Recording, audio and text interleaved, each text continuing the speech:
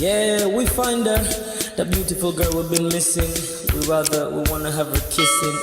We find her, now we in love. Say go so, the remix. DMB, Tuck Spice, remix.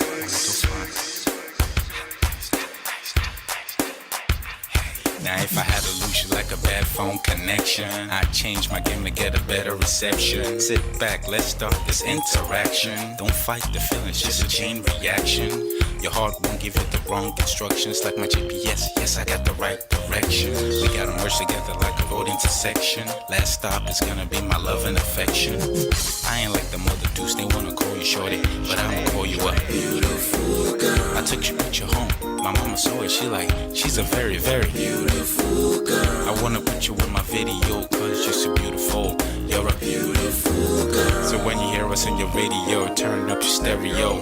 It's beautiful girl. Gotta find a shorty, what's worth of a lady. It's nice but maybe doesn't look like 40. It's taking a little time. I wasn't seeing no signs, any traces of my baby. Who's gonna be my baby? But I thought I'm gonna take my time. Within it took a long fun eye. I saw a shorty passing by. She's got this very pretty smile. It was right at the bus station. I tried to make a conversation, holding her arms, feeling so tough. I felt the sensation. It's been a while that I've been trying to find a beautiful girl. Now I realize I found me a beautiful girl. She's a model, she's so fine. I just wanna take it by. Beautiful girl. Sparkling eyes are killing tight. I found me a beautiful girl. My wish came true when I saw you, girl. God must have blessed me with your beauty, girl. Looking so right from your head to your toe. Shaped like a cocoa bottle with a smile of a queen. My queen to be, you my destiny. Got a body of a goddess with your beauty. I'm impressed and I'm never in distress. Come on over and be mine. Been searching for a man and now all the cats keep looking to mine. With a sexy walk and a sexy talk, she must be from a planet called the sexy world. I know I ain't tripping, better yet I'm thinking put a ring on the finger. We look good together. Take your place in my heart with your beauty. I'ma say that I'll never turn away. Who would think I'm in love? So the way she smiles at me just really makes me weak. The way she speaks to me just really make me go so weak. Keep staring in her eyebrows. All I kept on saying is wow. Your beauty shines and breeze at night. All I really want in my life. Oh yeah. It's been a while that I've been trying to find a beautiful girl. Fine brown eyes. I found me a beautiful girl. She's my model, she's so fine. I just wanna take it. Beautiful girl. Sparkling eyes, killing tight. I found me a beautiful girl. Yeah, beautiful girl. Beautiful girl, yeah. Beautiful girl. Damn. Money, you seen her? Hot Ice, have you seen her? LP, have you seen her? I'ma go over to Tux Bites. I know you've probably seen her. He has a lot of beautiful girls with him. Tux, it's DMB, baby. Look. Beautiful. I look for a while, but I can't seem to find a beautiful girl so I can make her mine. Time after time, I've been searching for a while, but every girl I meet never seems worthwhile. What can I do? I pray to God for an answer. I feel pains in my heart like cancer, and when I find her, I'm gonna romance her. Lace up with presents and gifts, call me Santa Claus. I make a heartbeat pause. That's my girl, homeboy, not yours. The girl of my dreams, she's more than I ever thought. Show me Aston Kutcher, I think I'm getting punked. She's what I really want, so I'ma go get her. Since I'm a go getter, you know I'm gon' get her. And I will give her the world, anything for my beautiful girl. Psych. Ooh. It's been a while that I've been trying to find a beautiful girl. Fine brown eyes. I found me a beautiful girl. She's my model, she's so fine. I just wanna take it. Beautiful girl. Sparkling eyes,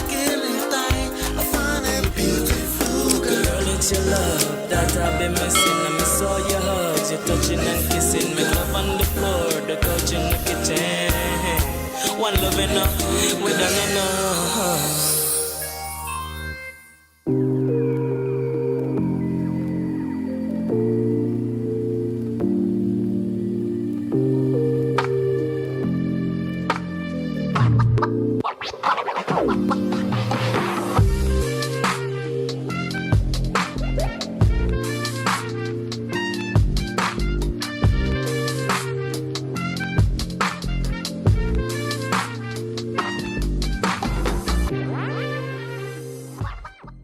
Man of prestige. Ha! Now this guy win. Now you win. Now you win today. Now you win. Now you win. I agree. Man of prestige. Now man you be. I'm sure some people will be jealous now the way I talk about Ola. But I have learned a lot from him. That's why I keep telling you to follow him. If you don't follow Man of Prestige, now you know.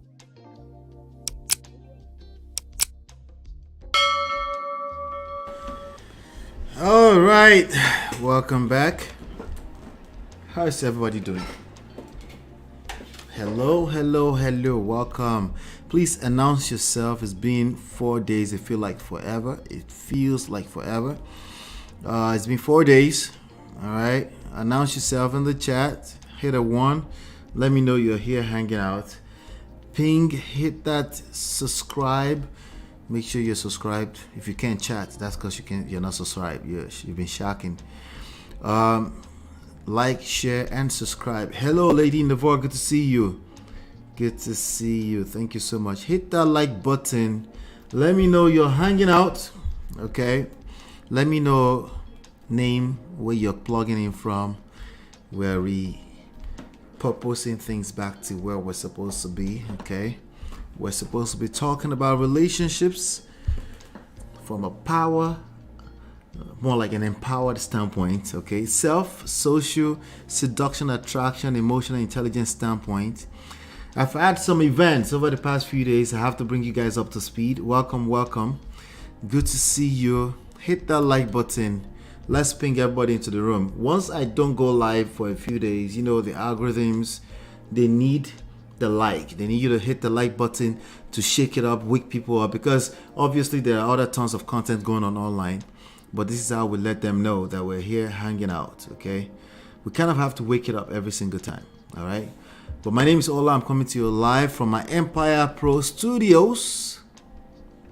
Okay, this is Man of Prestige. We talk about relationships from a self, social, seduction, attraction, self-power, intelligence standpoint. We try to understand those things before we point fingers. I'm not saying sometimes you don't have to point fingers, but before we get into that, we try to understand those things first, okay? And that's what we kind of cover here. Welcome. Hit that like button as you're coming in. Hit that like button. If you haven't downloaded the book yet, you can download the book absolutely for free. There are now 2 books, okay? You can download them for free at loveandprestige.com. Okay. Also, you get on the waiting list for our second book. Okay. Our second book is called The Number One Red Flag. I'm excited about this. All right. This book's, somebody asked me if I have to pick between this book and the first one we wrote, which I run out of copies here, so I can't show you. But you can see the pictures up there, the one with my wife and myself's picture. This one, actually, I do have a copy here. Should I pull that off? Yeah, I'm just going to leave it there. But that one right there, okay, because we kind of pinned it to the wall. So that one. But this is the newest one. It's coming out. It's called The Number One Red Flag. It's anywhere from dating, relationships, marriage, divorced, complicated, all of that. You need this book. Okay, it's called The Number One Red Flag. Not all red flags, not all 29 red flags on your list. That's not what we're talking about. We're talking about just one red flag you need to worry about. It's in this book.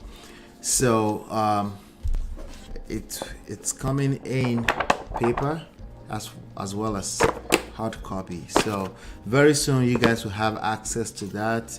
The forward is by my pastor, Tunji Ayeni.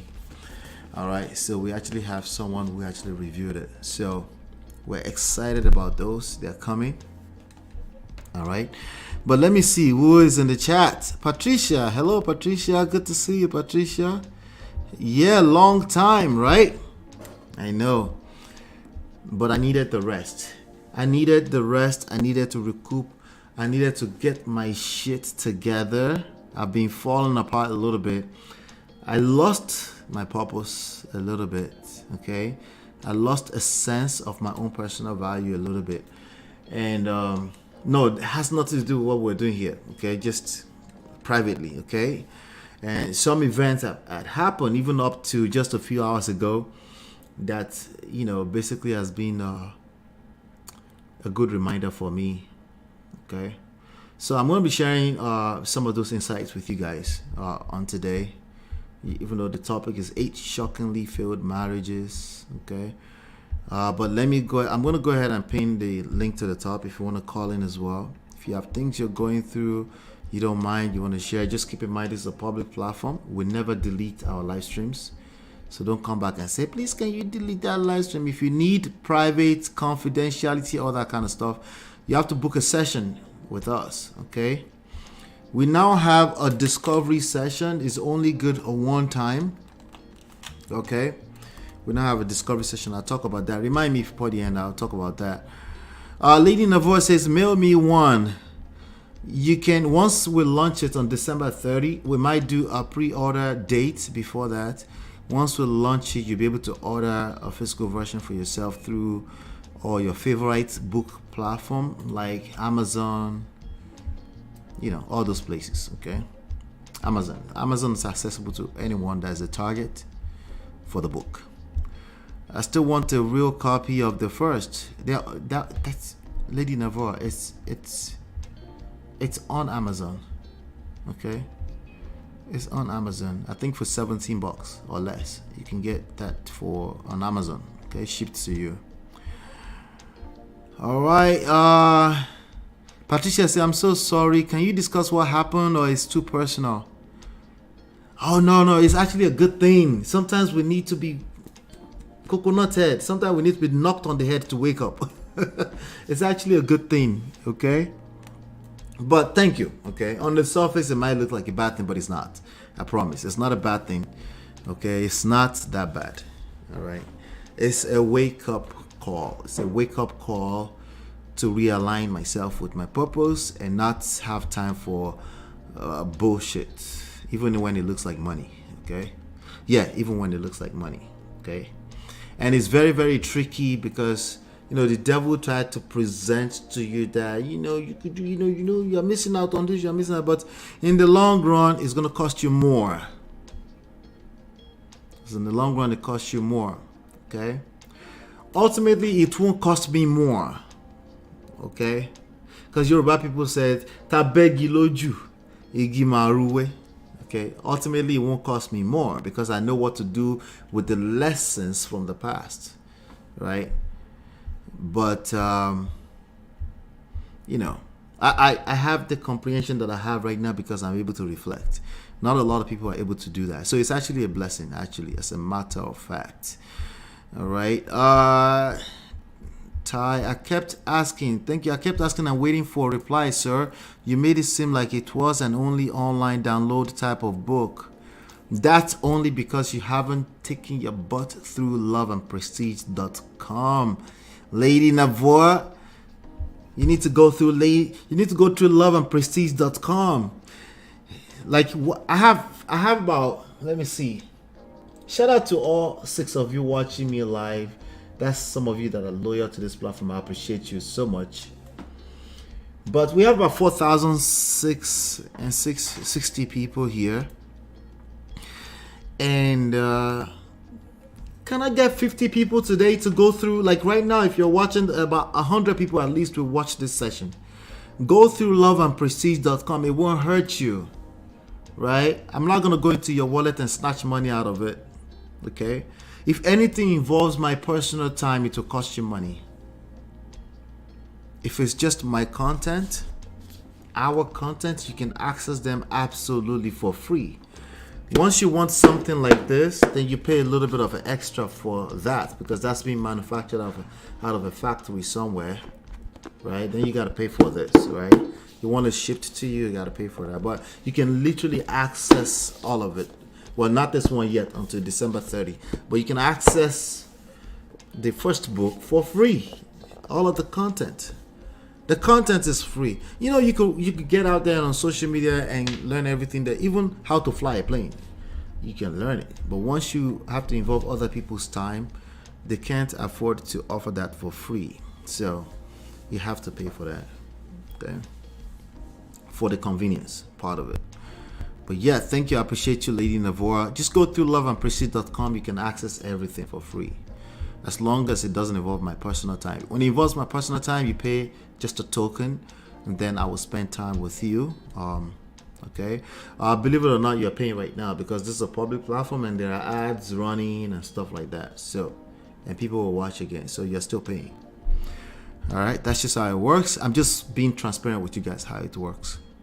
Patricia says money is the root of all evil. That's what they say. Yes, the love of money. When you move, when you're moving with the love of money, if you're being controlled by money, oh yeah, the lames will think they have one up on you. Okay, let me be clear about this. There are extremely stupid people in this life. They're everywhere, right? Oftentimes, they don't really mean any harm. They're just trying to survive too. So if it means they have to walk over you to get to where they're trying to get to, which is usually driven by money too, they will do precisely that. Okay? So at the very minimum, as you're going through life and you're engaging people, and make sure you're engaged with your purpose, because at that point, there's nothing they can do. They can't touch you. Okay? They can't touch you. You know, the general overseer of my church yesterday said, words don't die. Okay? Words, people die. Words don't die, right? If you engage with your purpose, it's literally impossible for you to die. Literally. Okay? So, but sometimes the work is in finding your purpose. That can be it's easier said than done to find your purpose. And I'm grateful because I found my purpose about 5 years ago.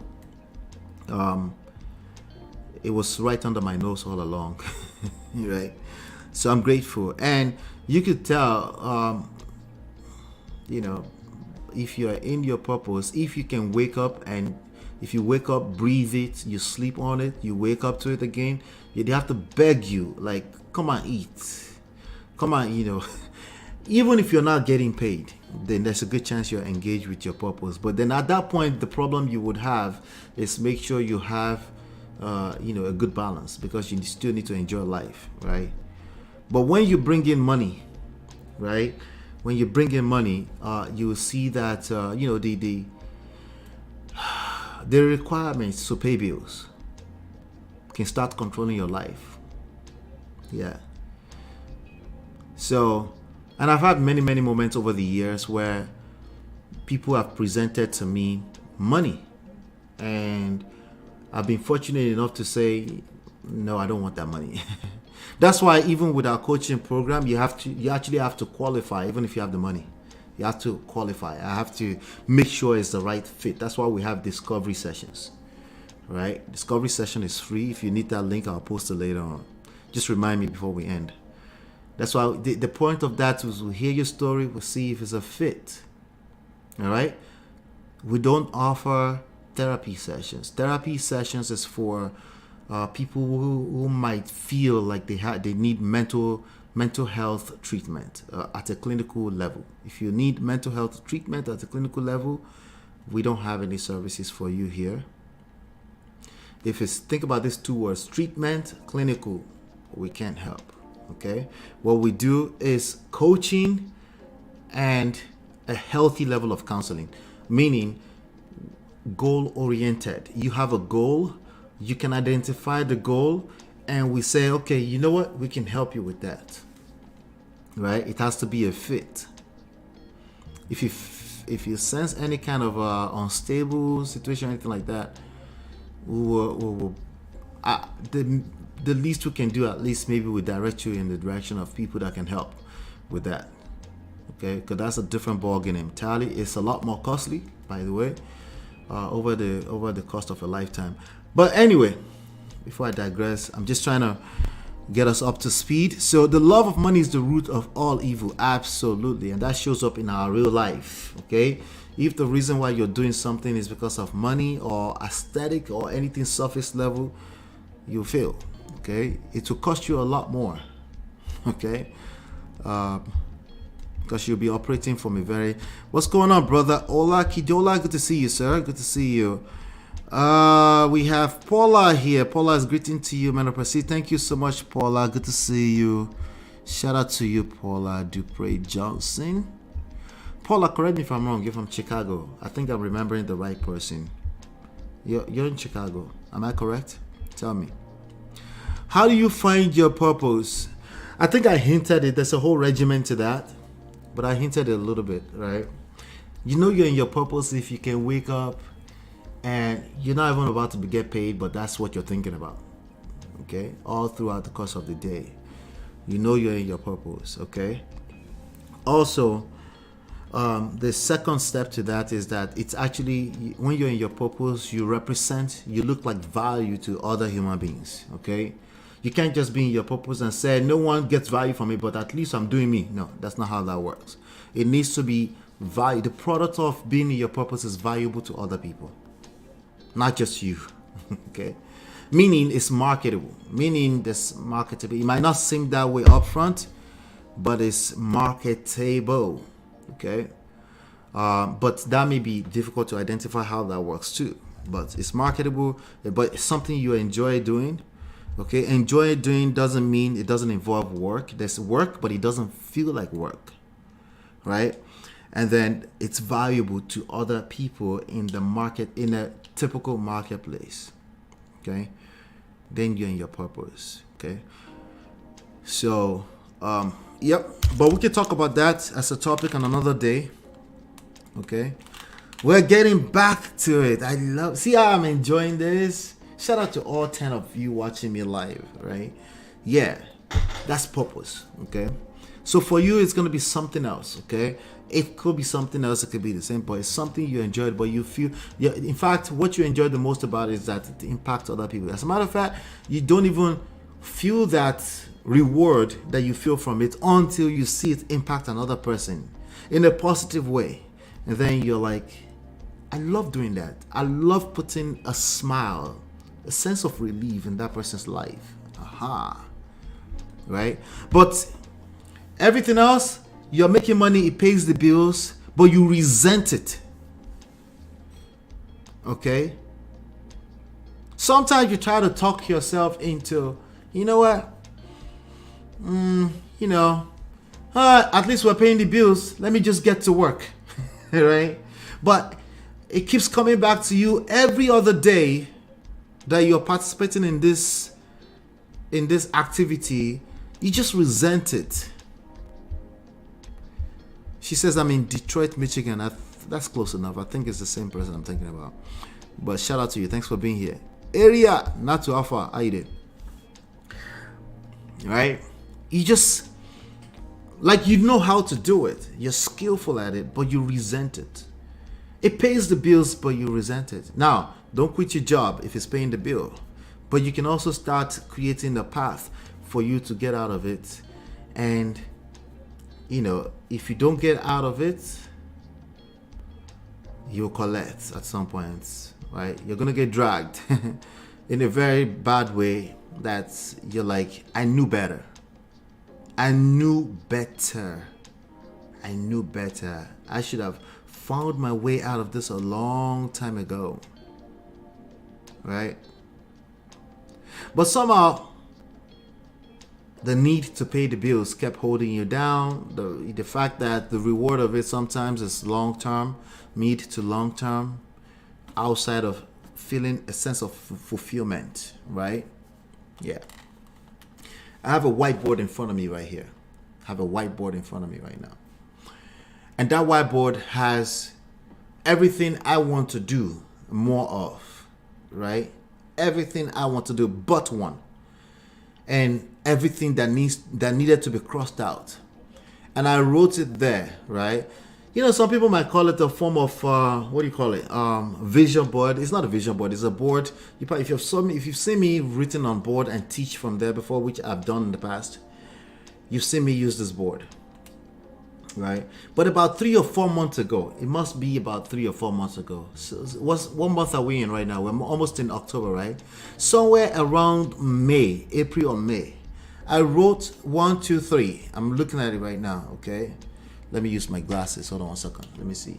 I won't read it to you, but there. Okay, there you go. I wrote 1, 2, 3, 4, 5, 6, 7, 8, 9, 10. Okay? 10 things there, right? There are 3 things there that I needed to cross out. I crossed them out with red. I wrote them in black. I crossed them out in red. I had a conversation with my wife because she's my partner in crime. And I said, I need to cross that out. I need to work more on these other things to come up, right? And because I didn't move fast enough, right? Because I didn't move fast enough. Not moving fast enough is my fault. I hold myself accountable for that. I'm responsible for that, okay? Because I could have moved fast enough. The resources are here. I have a whole studio, office, everything, right? But those 2 things, they were paying a segment of the bills, right? So I kind of I just let them linger and linger. 3 things. I closed 3, right? And then today, I collect water because I didn't move fast enough. Sorry. Because I didn't move fast enough. They just don't belong on there. They've been crossed out for the past 4 months. They shouldn't be up there at all. By now, it should have been like, oh, we forgot about it. It takes me 1 month to actually replace them. 1 month or less to replace them. There might be something like that in your life that you just know. It might be someone, it might be something. That you just know that, yeah, I'm kind of getting some kind of benefit from this. Hold yourself accountable. There's a reason why they're still there. They're representing some kind of value, right? But it's short term, right? They're representing some kind of value, but it's short term, right? But because, so it's comfortable, right? It's comfortable zone for you, right? But you need to move fast and cross them out. Cross them out. You need to be, it's easier said than done as usual. You need to cross them out, cancel them. Because if you don't do that, at some point, these very same things or people will drag you in the mud. Okay? The reason why they belong in the mud in the first place, they are mud. They enjoy it. You don't belong there.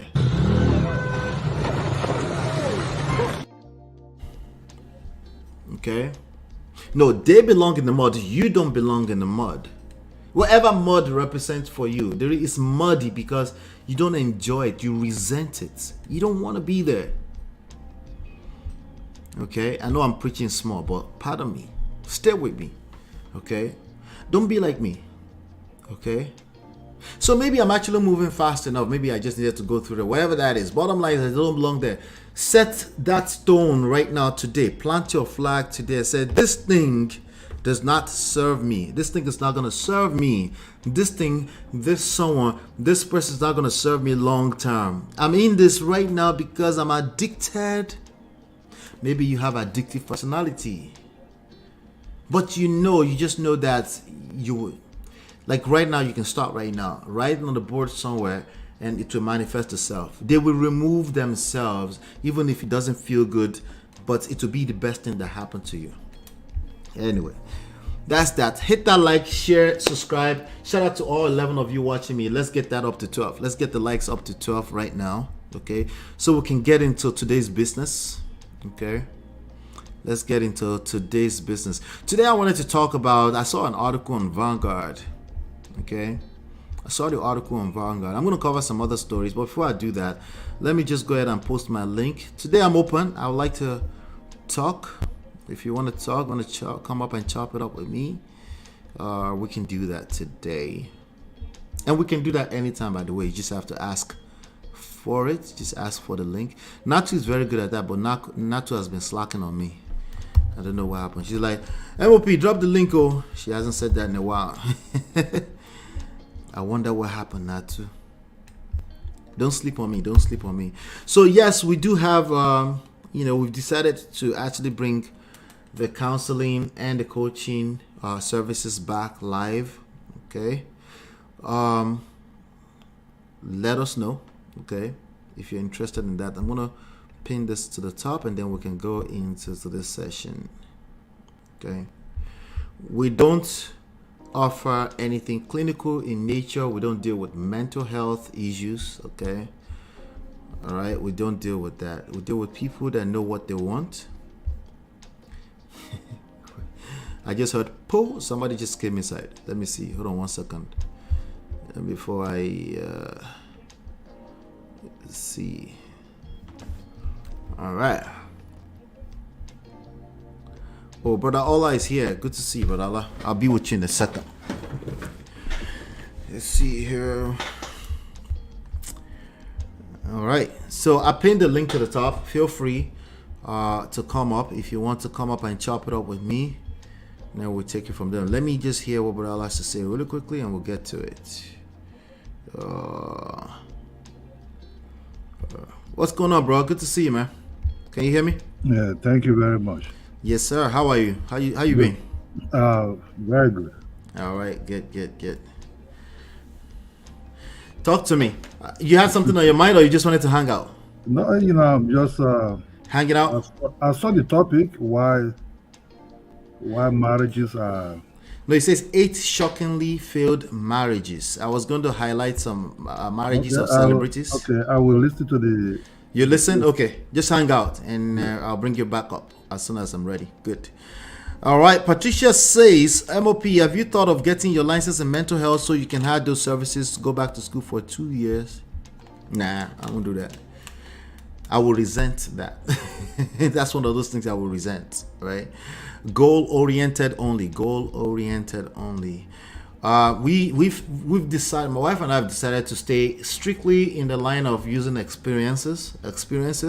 We educate ourselves as much as we can when it comes to certain things, but we also don't want to go in the direction of clinical direction because we've noticed that it's an easy angle of excuse for some people, right? If you know that you can claim that you are sick, it affects your desire to actually work on your relationships to a large extent. Okay, if you know that you can claim that you are sick, it affects your desire to actually put some effort to an extent. And we would rather stay laser focused on people who would know that no, I actually have power to change the direction of things. Right? We'd rather stay in that direction because it makes it super empowering, right? Remember we talk about relationship from a place of power, right? Not from a place of victimhood. We've all been victims in different areas of our lives, right? Sometimes you're a victim in a situation where God needed to say something to you, like you needed to move, you needed to do something, you needed to, right?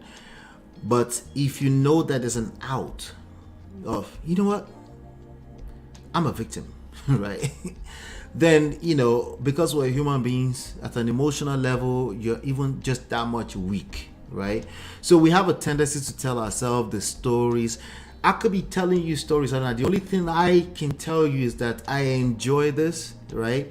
I enjoy being able to coach, counsel, and being able to impact another person in a way that they feel instant relief. It's powers, means we help them identify the power that they have, right? So, and also another good angle to this is that we have people in our circle that are actually licensed. So if we need to pass on somebody who needs clinical attention to a mental health treatment, we have people in our circle that can actually handle that. And we need also to maintain that kind of network so that we can separate those things, because oftentimes people will mix up way too many things, right? Which is why people are trying to generalize, people are trying to oversimplify because things are just too complicated, right? As opposed to like a little wait. This is one issue at a time, right? If we know that, okay, you're dealing with a situation that needs clinical attention, then we move it to that department, okay? So that's why wife and I have decided not to. That's a major reason why I've decided not to go in that direction. And so we can put all our resources in the direction where we actually feel like we can impact the most. But thanks for that suggestion. I appreciate you, Patricia. I appreciate you. All right. I have no issues with study. I literally do that on a daily basis. Okay. With learning more and more. But let's go into today's session. This 8th celebrity. I saw this on Vanguard. Let me share this with you. I saw this on Vanguard. Oh, there you go. Let's add this. There you go. All right, good. 8 celebrity failed marriages that shocked Nigerians. I'm going to read it together for the first time. See what they wrote about this, right? And then I'll talk about some of the things we remember about some of this, if we remember the story at all, right? Let me make this bigger. All right, so you can see that they're making of course, what's his name? Makanaki, what's his name? Nino. They're making Nino. I remember his nickname. They're making Nino the face of that. Okay, but let's get into it, right?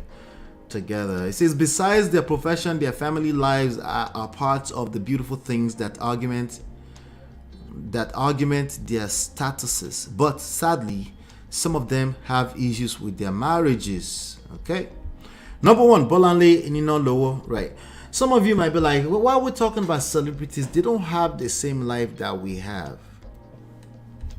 Right? They don't have the same life we have. We're not dealing with celebrity issues. First of all, you're right. Yeah, but second of all, Stop the cap. yeah, stop the cap. Okay. The only difference between a celebrity and you is the same difference between social media era and 1960. Okay. Social media is a magnifier. A celebrity status is a magnifier. When you magnify 0, what does it become? Anyone can help me in the chat. When you magnify 0, if you multiply 0 by 10,000, what is that? Anyone can help me in the chat. Help me in the chat. Let's get this engaging. Let's get it going. When you multiply 0 by 10,000, what is that? Thank you, Adewale. I appreciate you, Adewale. 0. Okay. Social media is a magnifier. Celebrity status is a magnifier. Okay. Now, does that mean that, that it's not something to pay attention? No, it means you should pay attention to it. But what you should find is the common denominator. Okay. We need to find the common denominator, right, between you and the celebrity.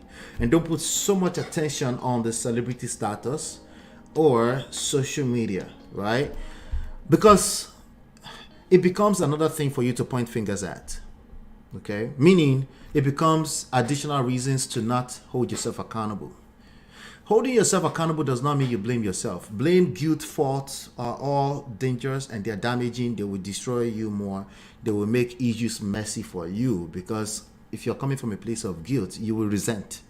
So you just feel like the whole world is out to get just you, right? So we're not talking about it's your fault. It doesn't have to be your fault.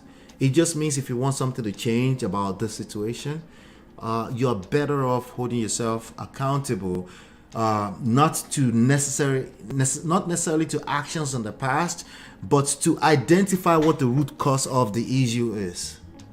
Okay, so in this case, we did the analysis of Bolanle Ninalowo. We don't have the other side of the story, right? So the only thing we have is to analyze his words and say, hey, Baba, why are you doing so much shalaye in your public statement? Like, yeah. Well, we don't know what happened with you, but we can see how this one element, if you do enough of it in a marriage, the marriage will collapse. Even if you're right. All right? Because the people you are trying to be right with, they are caught up in their emotions and they just feel wrong. They feel like everything is wrong. While it's factually different from the reality, perception is reality. It becomes the driving force, right? So hold yourself accountable. It could be something as simple as, oh, why does this person think they can, So one of the easiest thing to point fingers at is like, that would never happen to me. That's a celebrity, right? It's a holier than thou thing, right? That's what it is. Same thing we do with social media. The reality is that social media, you can't control it. You can't change it. It's a part of your life. If it's not part of your life, it's a part of your partner's life. You know that partner that you have that's obsessed. When they wake up, they just go on Instagram. Right? You can try to control them, but good luck, right? But even though you're not really a social media person, they are a social media, meaning they are being influenced by what is happening in social media. Well, social media is a form of media. It's media. It's just like in 1960, it's that guy who's obsessed. If he doesn't get the newspaper on that day, it's like coffee. It's not going to feel right if he doesn't get the newspaper. Think of it as the same thing. Don't put social media on a pedestal. Don't put, the other thing, celebrity status on that pedestal, because it doesn't belong there. It's a status. The other thing you should have put on a pedestal, guess what? Marriage. Marriage is a function of the people inside of it. If they are trash, meaning they are good people, but in terms of competence, how to do romantic relationship in 2023, that marriage will be trash. Right? It is not the fault of the marriage. The marriage is not a person or persons. That's something that's like, okay, it's not my fault. Another human being is involved in this, but let me see how I attracted this funky situation. Maybe, just maybe, I can change something. Maybe not. But first of all, ask the first question. Maybe I can, right? So 0, it comes down to 0. Magnify. So I wanted to address that really quick because I know, celebrity, like, no. There are real issues why these people, and those issues, they might show up a little bit different for you since you might not be a celebrity, but it's the same issue at its core. So let's look at this. It says popular Nollywood actor Bolanle Nollywood announced on Friday that he had parted ways with his wife, Bumi. Raised in Chicago, the United States, the handsome and talented thespian relocated to Nigeria with his family. Their marriage of 16 years, however, ended on Friday, when Ninalowo announced it as a sad reality. Ninalowo, in a statement posted via his Instagram page, said he admitted that it was a sad reality for him and his children. That right there, because I remember reading that statement, a sad reality for him and his children. The fact that he has to say that isolates the wife. Now, that's probably how he authentically feels, okay? But maybe that's what he's been doing all along. Just maybe, right? Like, all that matters. Now, there's some things that don't need to be said, ever. If you're a man and your wife just decided to unilaterally put an halt on your marriage, I do believe that you should assume a responsibility, a self-sustainable man, and those children that you have to take care of. Absolutely. You don't have to say that out so loud. If you have to say that out so loud, I will start to look at you that maybe you have an obsession with being right. You need the words to see that this is not my fault, or you're obsessed with making sure that this issue is not your fault. When you're obsessed with making sure that an issue is not your fault, yes, you can potentially destroy that relationship more, because there's a disconnect. It's either you want the relationship or you don't want the relationship. Okay? If you don't want the relationship, really what you're looking, the position where you're looking to be at is to be indifferent. Like you let go, you release that person into the world for them to go and explore the rest of their lives. Yes, easier said than done, but that's what you need to be doing, particularly when it comes to your public statements, because it will demonstrate a level of emotional intelligence, self-control. And if you can't do that, even as an actor in a public statement, only God knows what you did inside of that marriage, right? It's not a matter of fault. It's a matter of being competent. It's either you know how to or you don't know how to. It's a skill set. It's either you have it or you don't have it. It doesn't make you a bad person. When you start thinking that means somebody's calling you a bad person, it gets worse because you will resent me thinking I'm calling you a bad person. You will engage that with your emotions. You will engage it with the additional shalaye explain. You just explain tired, okay? Because I don't think you're wrong. I do think you can be incompetent like majority of these people out here trying to do marriage and relationships. Majority of people. How many people do you think actually went through some kind of school before they got the marriage license? No, forget marriage license. Before they had sex with another human being. Right? How many people actually went through some kind of structured instruction? Right? I'll wait for you. I'll wait. I'm patient. Right? A sad reality says, I prayed, nurtured, and worked tirelessly hard never to experience for the sake of all. If you're making a public statement, if you're not wise enough to turn this I into we, right? If this translates to, but I'm not wrong for you, yeah, it's going to be difficult, especially. Now, I'll tell you what. As we get more and more into the future, some people call it devolving. Somebody says evolving. It doesn't matter. Okay. Remind me, by the way, if you're in the group, to post the link of the podcast session I did yesterday with the youth of my church. Okay. I'll post that. I think you guys will gain a lot from it. Okay.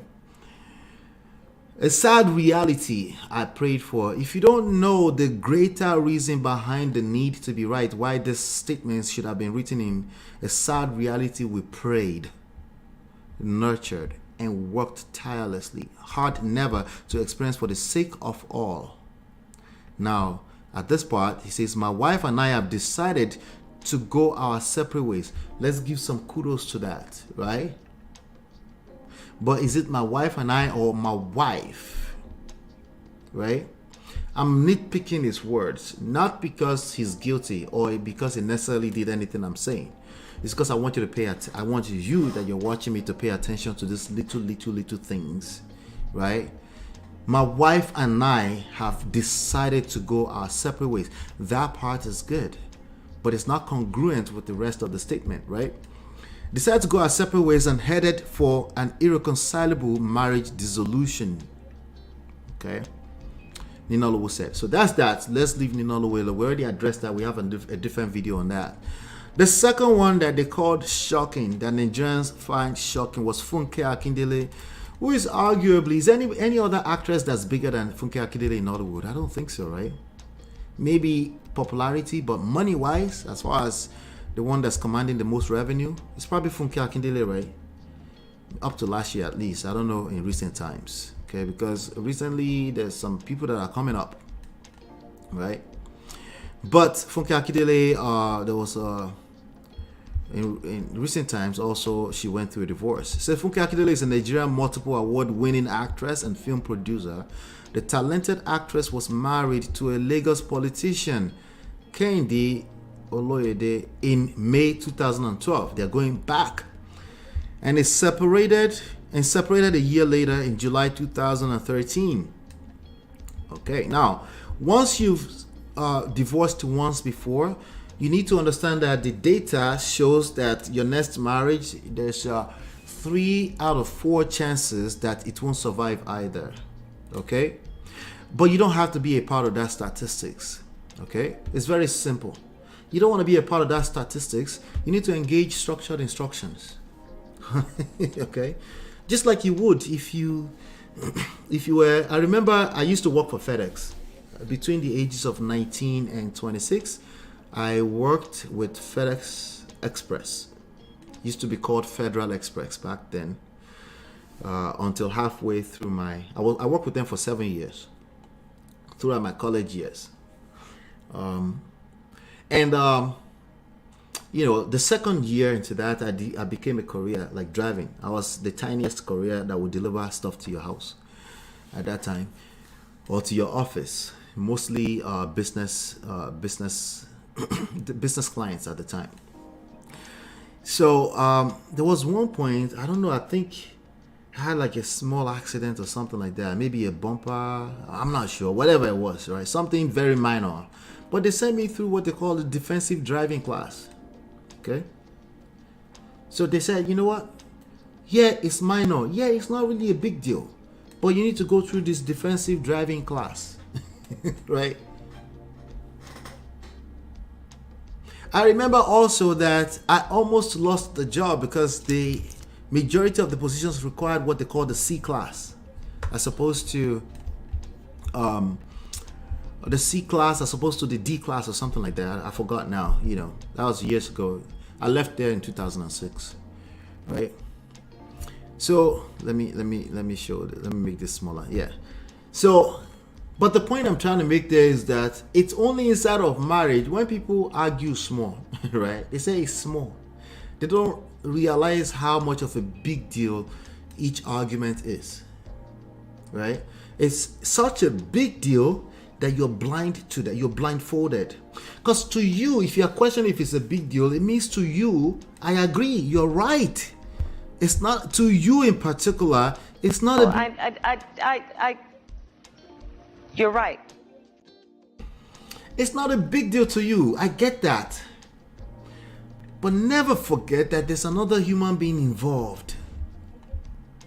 I know you know your partner, you know your wife, you know them like money. Well, what you know is what they've shown you thus far. What you know is how they've reacted thus far. People will wait 5 years, 7 years, 8 years, 15 years, 20 years. The longer they wait, the more you're going to find that you were in a blind spot all along. The more you're going to find that, oh my, it should always say me more, right? Like, the more, the harder it's going to get for you to believe that, wow, this has been going along. No, you're lying. I never did that to you. And she's like, or he's like, yeah, I felt this way for a long time. No, you're lying. But how come you never told me?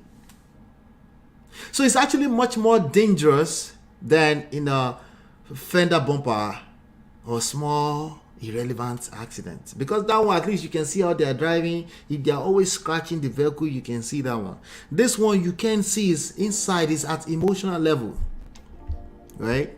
So there you have it. If you've been divorced before, if you don't do anything like majority of the people out there, where you come out of it, if you say is that, especially if you're saying it's that other person's fault, you have 3 out of 4 chances that your next marriage will end up in divorce too.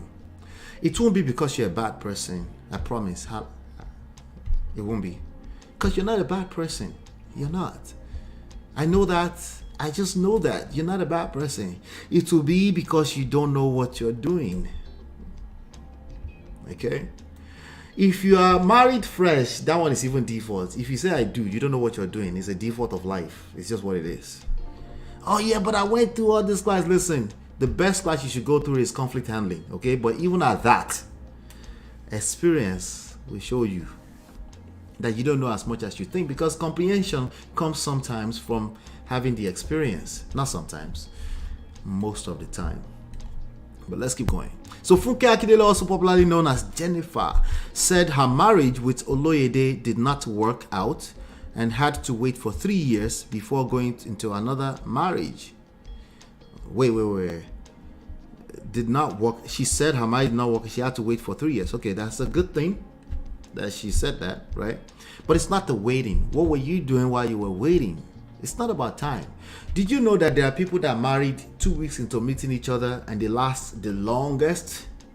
Did you know that there are people that dated for 5 years and once they got married, 2 weeks later? I know people that dated for 3 years.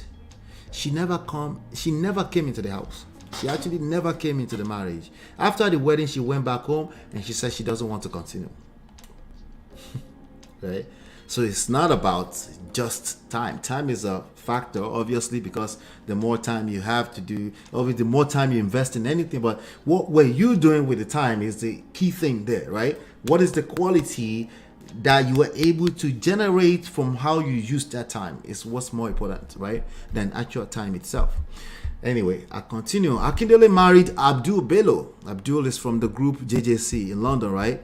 A Nigerian songwriter and rapper in May 2016, but the world woke up to the shocking news on June 30, 2022 that the marriage has crashed. That was just last year, a little bit over a year now. Bello, popularly known as JJC, made the announcement himself on his Instagram handle on Friday. I analyzed that statement at that time too, and inside of that statement, there were many cues. Some might say, but how can you know what these people are doing inside this queue? But the results keep saying the same thing. These divorces keep happening. You bet success leave clues, but failure also leave clues, right? I would hope that failure leave clues. Failure is actually not necessarily a bad thing. It's data. But the data is not just good by itself. It depends on what you do with the data. Are you able to generate insights from the data? Can you process the data so that you can actually generate good insights? Are you processing the data with terrible biases, right? We all have all of us, we have biases. Okay, all of us, not just you. Okay, so you need to move with guide if you're going to be interpreting the data, the failure, right? Success and failure leave clues. JJC said in a statement, "Dear friends and family, I need to let you know that Funke and I have separated." Awesome. "While it lasted, we shared many things and have created 2 beautiful children." I love that. His post read, "The last 2 years have been tough for us. I have tried my best to fix things." That statement was not necessary. Somebody like, wait, what? What's wrong with that statement? It's not necessary. You're giving yourself. It's like, God, how do I say this? He says, "I have tried my best to fix things, but I believe it is beyond repair now." In my personal opinion, the only person that can make a marriage beyond repair is you. It's you. That's it. Right? It doesn't mean you have to wait along and wait around for it or anything like that. I'm just saying, when people are in the middle of the funk of emotions, that's just how they feel right now, including making that statement. But of course, you can make things permanent. All that people need to do sometimes is just back off of each other. But they can't do that in the middle of a small disagreement. So, of course, it's hard for them to do it when somebody's already asking for divorce, right? When she's asking for divorce, it's like, how dare she? She must have been sleeping with somebody else already. Like, calm down. First of all, what if she has been sleeping with somebody else already? That makes her a bad person. I'll be okay. There's only one thing you should do with bad people. You shouldn't want to be in a marriage with them. At this point in time, you should be thanking your head if it's that simple. But let me guess. Of course not. It's not that simple. You can't wait to tell the whole world how bad of a person she is. That is a disconnect. I think you are finding value inside of what this person offers. You find value. But you're trying to say it's not enough, but you don't know how to do that properly. Well, if all you're going to do is dwell on how bad they've been or how bad things have been, yes, it's like the parable of the talent, right? It will multiply. And it will multiply in twisted ways that, that doesn't make logical sense, right? So you'll be obsessed with trying to be logical, but your results is obviously telling you that it's not logical based off of your definition. I think the result is logical, but you're discounting emotions and how much they drive our life, our experience as human beings. Let's continue. Number 3, Kora Obidi. Kora Obidi, of course, we covered that here too. Kora Obidi is a talented Nigerian dancer, musician, and model. She got married to an American chiropractor, Dr. Justin Dean, in 2018. Wow, I didn't know it was that fresh. Their marriage only lasted 4 years, as Dean announced he was quitting the marriage in March 2022. No, I think it was much longer than that. No?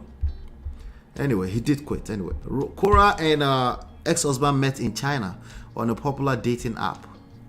Oh, Tinder. Interesting. The 34-year-old American said his ex-wife verbally abused their child and also hurt him, Dean, emotionally, hence leaving the union. Okay. So I remember dragging this man because honestly, my empathy for men, I have it. I need to demonstrate it more because I need my brothers to really get the point I'm trying to get across. Okay. So the same, I need to kind of, they want me to share the pandering with them. Don't pander to women, pander more to men. Okay, I will never pander. I will always tell both sides the truth. Okay, but it's not just going to be my truth. I will take my time because I need you to see all the different perspectives that comes into what created your result, which is the actual truth. The actual truth is the result you've created. It's not your fault, but you helped in creating that result. And until you learn how to engage that part, you will just get tired of explanations. Anyway, let's continue. Dean said, many of you know I divorced Kora because we got into an argument and Kora says things to hurt me sometimes. I bet she did. There's nobody that's ever been married that has never felt at some point that this person is saying something to hurt me. Okay? Now, some people can make it through, some people can't make it through.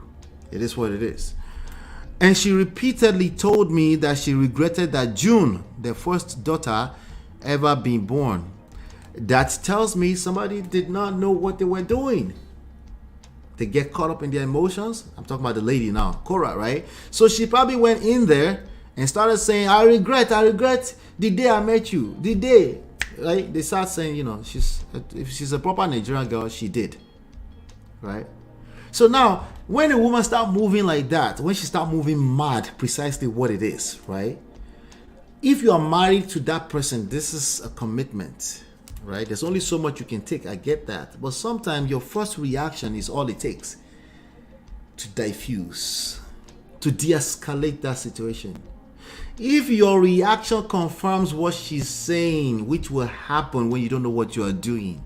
If she says, and then you react to Oriokwe, you are demonstrating Oriokwe. Right? Majority of us will do that, okay? Because you don't know what you're doing, right? Yeah, you got into that funky place because you don't know what you're doing in the first place. It could be both of you, it could be two of you. It's usually both, okay? Because it takes a reaction for things to get into that level, right? That's when people say it takes two to tango, right? But it's a dance. Oftentimes when people say that, it's not relevant. You could just be like, pause, baby, I got you. Okay, let me lead. It's not, you have to say it in words. The way you move would demonstrate that if you're competent, that you can lead, right? Particularly with the way you react to crisis, not how you react to good times. Everybody can react to good times great, right? But how you react when there's crisis is everything. Yeah, but what about what she did or what he did? I know, I agree with you, but I'm telling you that you're stuck in this moment, right, in short-term results, so you're effectively going to create perpetual bad results, right? Tonto DK, let's go to Tonto DK. Tonto DK is here. Tonto DK is also somebody that the whole world was shocking. I'm not shocked when there's divorce everywhere, because people were ascending into higher intelligence with everything else, but marriage and romantic relationships are stuck. Okay, and like I said, counseling and licensed counseling and therapies, they will bring you the books, pull out all the dictionary meanings of all the different words and stuff for you, right? But oftentimes it's lacking real life experience, it's lacking comprehension with regards to your particular culture, your values, things that are very unique to you, right? And most of the time, people go into those sessions to go and argue. They go there to see who, if the counselor can help them point out that the other person is at fault. They go there because of their obsession with being right. They need to be right. So even when your spouse invites you to counseling, it's like, thank God, I can't wait for someone to tell her or tell him how wrong he is. Right? That's why we prefer to work with individuals. You need to be able to say, this is what I want. You need to be able to say that life has ruffled my face inside of this floor. You've hit rock bottom.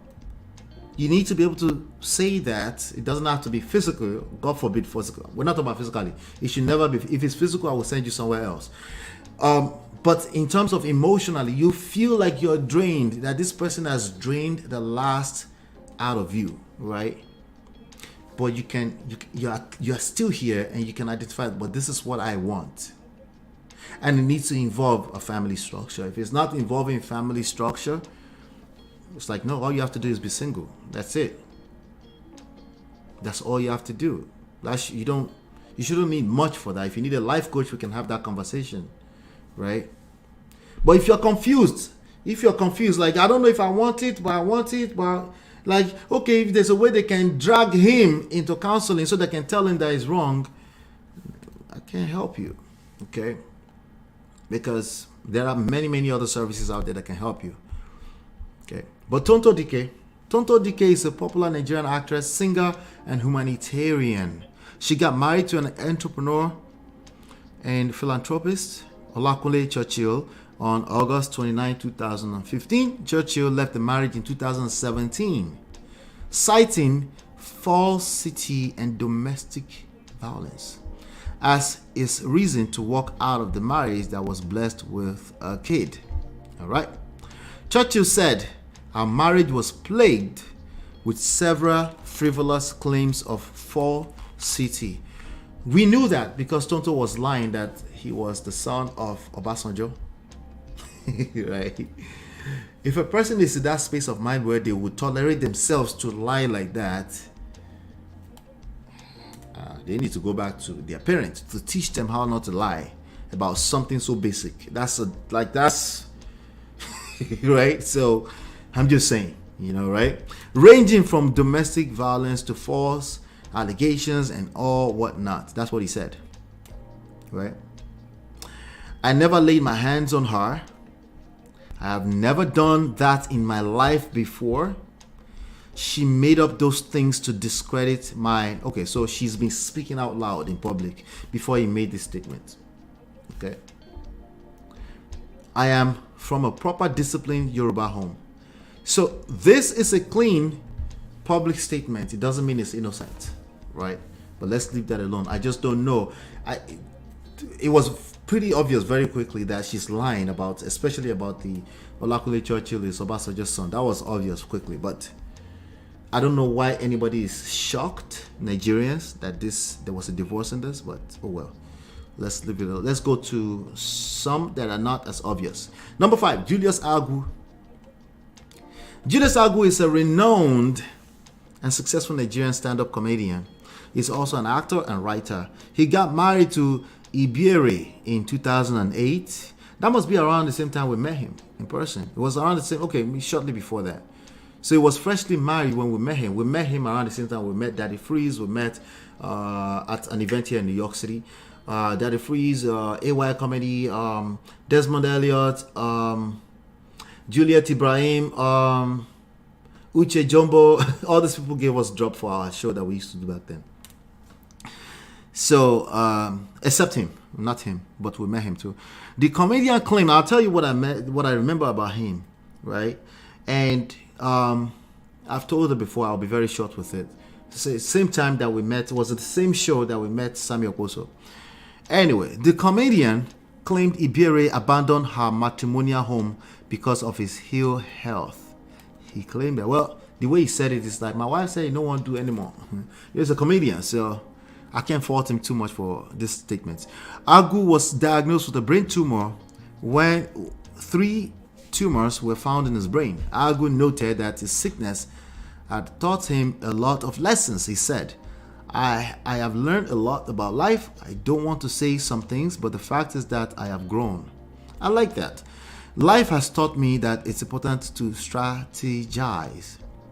All right, so now when it comes to the industry, he's actually well known to, to have strategized. He was one of the big guys back then, 2008-ish. You have Baskin Mouth, you have AY Comedy, who's always been the biggest for a minute now, but he was one of the biggest.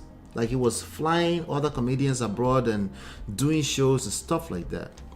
And I think he actually got in his head around that time, because he came on the show and he came in front of it, and it was about 12 of us.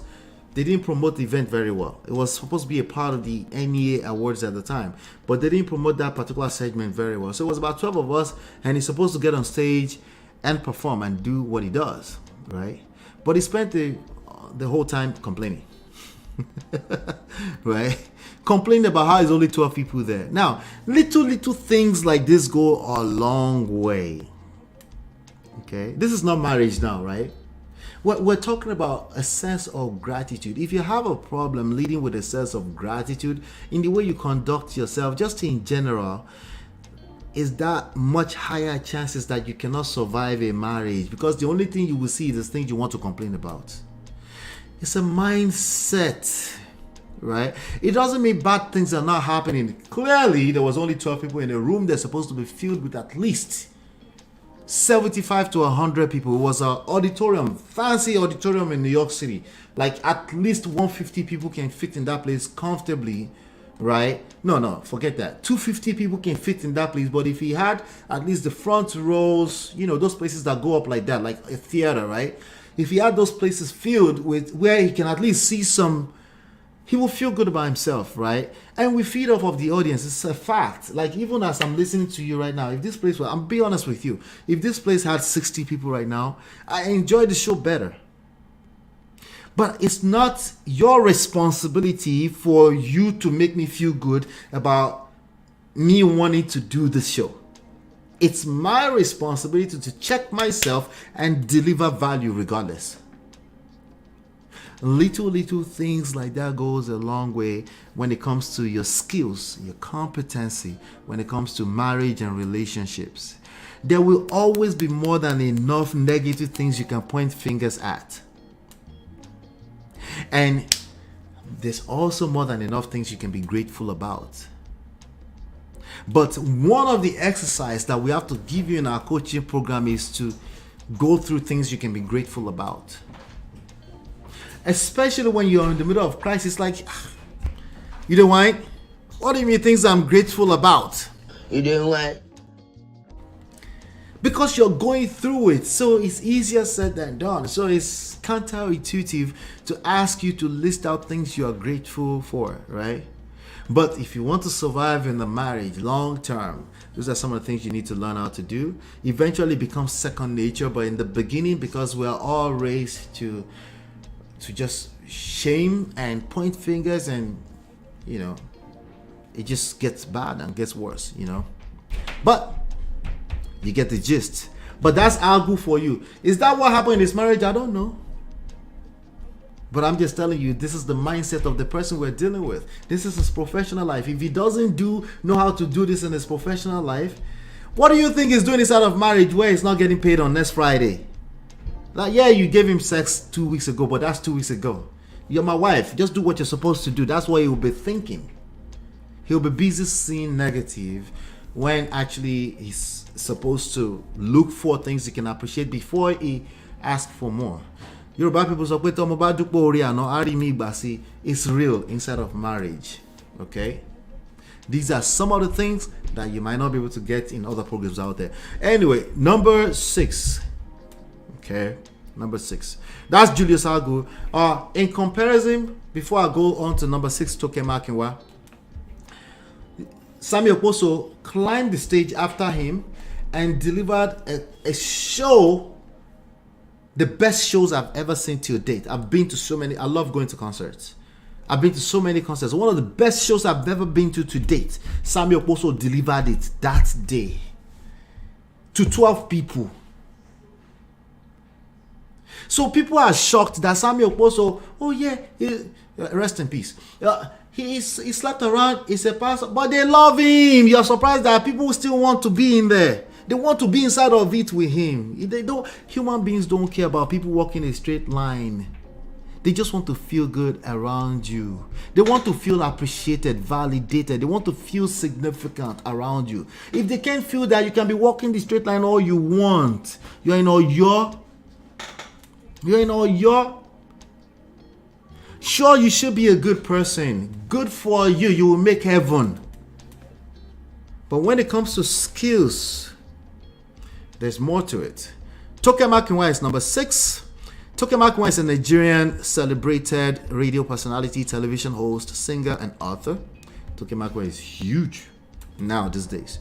She tied a knot with Maje Aida, a professional fitness coach, on January 15, 2014. That's almost 10 years ago. The marriage started having issues, thus separating them in 2015. Was it that long? I thought they were married for only a day or so. Anyway, and eventually led to divorce in October 2017. After Toke had filed a divorce in 2016, an Igboshere High Court in Lagos dissolved their marriage on the basis of extramarital affairs committed on the part of Aida. Well, he was a cheater. I think he admitted to that in the video I've seen before. Toke also told the court that her ex-husband cheated with his mistress, Anita Solomon. Who's Anita Solomon? Is that somebody that's popular? I think he's probably married to that person. I think he married that person eventually. Let's see here. Oh my God. This is Aida. I think that person was like an assistant or something like that at the time. I think they're together. Are they together? I think they're together. Let me show you something. Let's see here. Yeah, I think they're together now. That's Aida right there. Tall, brown skin, handsome, bald-headed, all of that. You get the gist. But yeah, they didn't last. She claimed that he cheated. Okay. In an affair that produced a child, so he had a baby on her, right? She added that since they got married, her husband had behaved in a way she could not reasonably be expected to continue to bear. If I remember very well at the time too, I think she also tolerated it and all of that. She claimed that she started bleaching her skin in her book. I didn't read the book. My wife read the book. I probably should read the book. But anyway, she started bleaching her skin and started insecurity issues because of this guy. But that would do a number on you. Definitely. That would definitely do a number on you if you don't know what you did. Dilo say, really, he married Anita? I didn't know that. He's been juggling Anita and Toke for years. Well, Toke left him a long time ago, so he probably went ahead and married. I don't know, Sha. Don't quote me on that. Anyway, 7, Mercy Aigbe. I wasn't shocked when she divorced the last person. I don't think I was shocked. But let me see if I remember. Mercy Aigbe is a Nigerian actress, film producer, fashionista, this lady right here, and a businesswoman. She and Larry Gentry, because that was her name for a long time, Mercy Aigbe Gentry, an entrepreneur, got married on 19 December 2013. Aigbe and Gentry first separated in 2017 and later got divorced in 2019, with both of them laying claims to excuses. Wait. Later got divorced. Okay. So they first separated in 2017 and later got divorced in 2019. While Gentry accused Aigbe of sleeping around, the latter blamed her ex-husband mother for the failure of the marriage. What did she say? The actress got married to Kazim Adeoti, her alleged ex-husband's friend, this year. Ouch. All right. Aigbe said this about her first marriage. I had a bad experience the first time, so I had some reservations, and I just wanted to face my career. even though I loved him. I was happy and scared at the same time. Then I was young and naive. Now I handle issues differently. Okay. Also, the major reason my first marriage failed was because my ex-husband's mom did not want him to marry from another tribe. Wahala. I thought that was a polygamy marriage too. I think she was like a third wife or something like that. Am I correct in that? So I won't make too much noise about this. If there's any way I would say yes, celebrity status in this situation, this would be one of them. Okay, she's busy, she's traveling, he's busy, he's traveling. This guy has another wife at home. You know, they probably have not your conventional marriage. Okay, which is what you should have shot for. That's what it should have been aiming for. Like, listen, I'm a celebrity. I have a baby outside of my marriage. Just lover want to leak my story. Okay, they come. I don't have baby, and deal with your wife at home. And you know, if she doesn't want, you understand it, but you know, you'll want to explain Taya to everybody. So really, he married Anita. I didn't know that he's been. Yeah, I don't know. Adebu Sola says I don't think he married her. They are co-parenting. Okay. All right. So yeah, I don't know. I don't follow. I definitely, if I'm not following Toke, I'm definitely not following Aida. Toke is actually birthday mates with me. So if I'm not following her, I'm not following Aida. She's the celebrity. He's the fitness coach. Okay. Just saying. All right. So the last but not least is Chinedu Ani Emmanuel, popularly known as Nedu, is a Nigerian broadcast journalist, actor, and comedian. Nedu married Izomaka Ohiri in 2013. Okay. And but their marriage crashed in 2018. Their marriage produced 3 children. The comedian claimed his marriage has been dissolved, but Ohiri has said otherwise. Wait. The comedian claims marriage has been dissolved, but Ohiri has said otherwise, challenging him to produce the divorce papers. Wala. Wait. Let me. Where are my sound effects? Oh my God. It's a little boring here, man. But anyway, you get the gist. Nah, leave that alone. Let's leave that alone. Nedu estranged wife Ohiri. What name is that? Is that a name from Igbo land or something? Ohiri on September 3rd, 2021 called out Nedu for domestic violence. She accused Nedu of battering her a few weeks after she was delivered of their child by cesarean section. Countering her, Nedu on September 4, 2021, Nedu responded to his wife's allegations and denied physically violating his wife, claiming that their first son is not his. Hey, Jesus. Yeah, that one will leave a dent on a man. Okay? Forget all that nonsense I'm preaching here. A man cannot hear you going through that. It's extremely hard. Let me say. It's possible, but it's very, very hard for a man to be able to hear that. Oh, so I'm supposed to see myself, my value in myself. I be self-worth, right? And don't be so, like backbite here, He wrote, our marriage was plagued with a lot of issues, one of which was continuous infidelity from her side that led to me conducting a paternity test on our kids, which led to the revelation that our first son is not my biological son, even though he was born within the period during which we were married. Ouch. Listen, it is in the best interest of this kind of man to listen to what I have to say. He will hurt himself if he doesn't. Okay? He will hurt himself if he doesn't. That's just the reality. Not because he wants to hurt himself, of course, right? But the pain. The pain is... The magnitude of that level of pain, I don't think you can come out of it that easy. It's going to be easier said than done. He's going to obviously naturally kick against anything that looks like long-term, that has long-term effects, better effects in terms of solution. It's going to look like that. right? But I feel him. So when you hear Nedu running his mouth on Honest Bunch, sometimes coming from a certain place, I think he's balancing. He's trying to check himself, which is a good thing. Okay.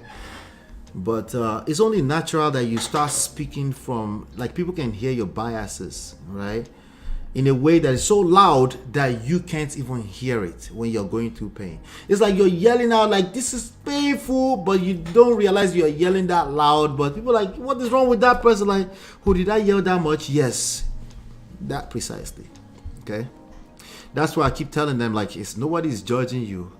But the best thing for you to do is to still work on yourself.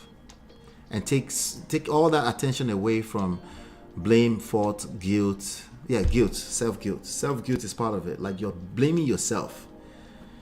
And that doesn't help anything either.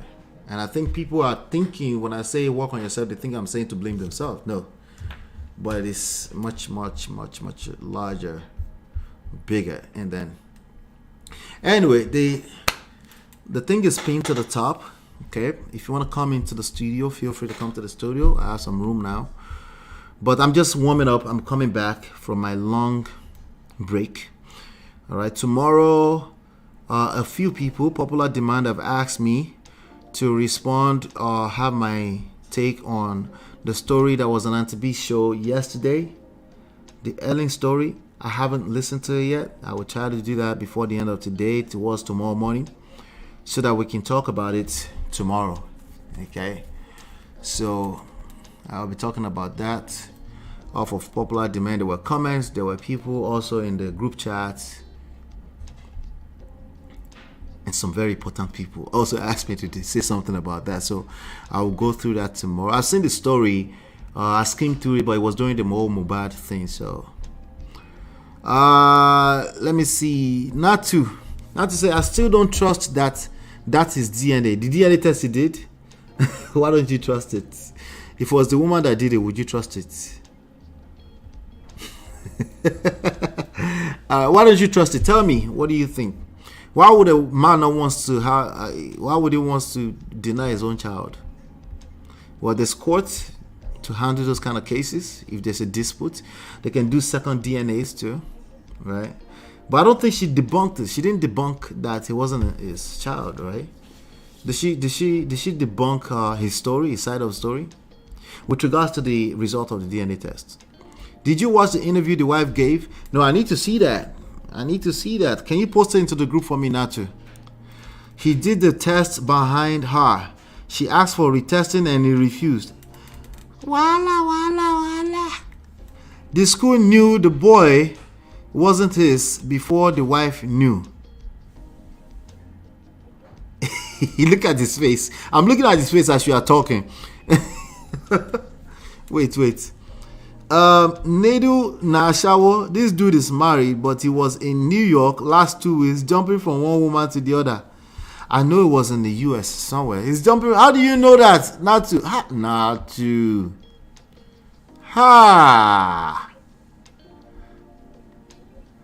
You know you can be prosecuted for that. How do you know this, Natu? I say, but why will he do that to his family? If you no one do again exit, why will he make up shit? That's the question I'm asking, though. Why would he make up a bad DNA test? Yeah. Natu is here. Natu, how far? I'm okay, Alpha. How you doing? See, that one is triggering me. That's why I could not stop typing. Which one is triggering you? Nedu. Oh, the word Nedu is triggering you. Did you see the interview the wife conducted? No, please post it into the group. I'll review it. I'll look for it and send to you. So the wife said that he conducted the interview behind her when he has his own suspicions. Mm-hmm. And he went to the school to tell them that the child was not his before the wife knew. Right. But why so they had issues, obviously. Yes. Yeah. They do have issues. So he didn't want to talk to his wife, so he went to tell the school. Why would the school need to know that? So he doesn't have to pay school Exactly. fees? Exactly. That's my point. That's why I said I don't trust that he's strong. And the wife said she requested that they go do it together again. He refused. Now, wow. And she Yeah, has to beg him for I would like upkeep. to, I would like to hear her so I can read between the lines of what she's saying. You know, And she has to beg him for upkeep. But is he talking about he's buying this 100 million, he's buying that. And you know he's remarried, right? I think he's saying something like that. Yeah, he's been Yeah. saying like No, he's but keeping it on the he hush. says my girl. He says my girl. Yeah, that's what he's saying. But he's keeping it on the hush. But he's actually remarried. Oh, are you Makes it look sure? like it's his So girlfriend. now, where did you get the information about the New York? He's been jumping from one woman to another in New York City. So let me tell you. Let me lower my voice before my husband catch me. So we have this friend. We have this friend that knows him, right? He was supposed to go somewhere. And he was like, oh, he was supposed to see me do. He was with him 3 days prior. And he was like, well, I was supposed to see him. But he said he wants to go and see one is girl like that, blah, blah, blah, blah, blah. You know him now. You know if he's still with that woman. And I was like, wait, is he married? Like, he married you, but he's keeping it on the hush. I'm like, yeah. It's like, he just keep it on the low key. But that one needs to like It's on a clearly personal not on level. the Osh because at least 14 people is listening to this. But good luck with that. Or more. But he's a star, so he's a rock star. Maybe he can figure something out, you know. But I Yeah, just don't want. but I don't want him to come if back he's here and saying, cry to us with a watered down statement later that somebody is doing him bad. yeah, if he's saying all he's saying, for me, if he wants to prove the woman right, I've gotten my result, right? And I know this result is true. If you want us to go and redo, if you want to even pay, you go ahead and pay. I've shot done, I know the truth. But what is the thing that I'm saying that we should go and redo and you're refusing to go? That's number one. And then he always call the kids, he will call the other kids and say, he like, you know that he always loves you, blah, blah, blah. So I'm like, he's calling them his kids too. He still call them his kids on the show. I no, his noticed. other kids. What do you mean what other kids? How many kids do they have? It's not just one. They have like three, I think. Or Yeah, I two. think How he many they says have? my girls. He still says this. Like, I have girls. I have So I daughters. think He the one says he's that. denying is the boy. Oh, I think and so. that's like the first. That's the eldest, yes. Ouch. So the wife was like the ex-wife. I mean, so was like, oh, the only thing that they know about him is he calls them 2 minutes and be like, "Daddy loves you. I talk to you. You know, I love you. I got your back." And then that's it. Like, what does 2 minutes call do to kids? Do you know what I'm saying? I have a 2-year-old niece, and the reason why she loves coming to my house because my husband plays with her. Like they Right. play silly. Do you understand? And those are the things kids don't forget. She went back home yesterday. She couldn't sleep because she wants to come back. So kids don't forget. You understand No, what they I'm don't. saying? So if They you're don't. out Because there that's all and they have if to worry about. That's it. yes. So if you are like this person that feels like you have this larger than life personality, everybody know you have this, you have that, and then on the other side, if all the while he's blaming his wife for all of this stuff, right? And then now, okay, you left her, yeah, with another person. So let us give us a proof to show that it's her fault or there's something wrong with her, and there's nothing wrong with you. Now I'm getting a page like color like, okay, this guy can't stay without a woman, and you're making a statement and saying infidelity on her side, making emphasis on her side. Do you understand what I'm saying? You know, Yeah, like you always tell us, like that's avoid what the need comes to to shalaye. us. If you've been on the receiving end, that's a natural thing to do, and that's why I always start to tell my brothers and even the ladies that if you're doing the shalaye thing, it's natural for you to do that, but you need to understand that also doesn't You know, create the best Auntie B had to results. tell that guy yesterday on her show, she was like, avoid the need to shalaye. I'm like, that's MOP student right there. It will piss him off. Yeah, he'll be pissed Oh, he off. was. At some point, you could hear like the way his voice was going up, like it was getting at him. Oh And he told wow. Auntie B that Yeah, but like she was, he came on. I don't know the gist yet, but he came on the show. Clearly, he didn't know the whole point. He didn't know what to do Shalaye. He was coming to Shalaye. yeah, of course he was. Oh wow. And people were like, oh, they feel like Auntie B is judging him because he was always going to the hospital to see her. So I said, it's different if you're going to the hospital to see her because they're telling you to do that in case of anything comes up in the future. It's going to show that you're caring. And it's different when you go there and you're present. Do you understand what I'm saying? Yeah, You have to yeah. be, if you're not emotionally available, forget what you do. Like, it doesn't count. So what everybody needs to realize, both men and women, and Nick keeps saying that, okay, because clearly people don't they don't realize that that's what I'm doing. So I have to spell it out for a while until they get it, right? What they need to realize is that the more they do the shalaye, the more you tell on yourself. That was what people were telling me yesterday. Yeah, you would tell on yourself. It's not that you tell on yourself that you're wrong because they think we're saying they tell on themselves that they're wrong. No, you're already wrong because your results are wrong. So we don't have to sell you on that. It's either whenever you feel you're right. So clearly you're And crying out that your results are wrong. So it's already wrong. But you in know, terms of something, MOP. What I was expecting from him when he came online yesterday, after saying everything that he has said about his wife and the complaint, I would have felt better if he said some good things about his wife. Do you understand what I'm saying?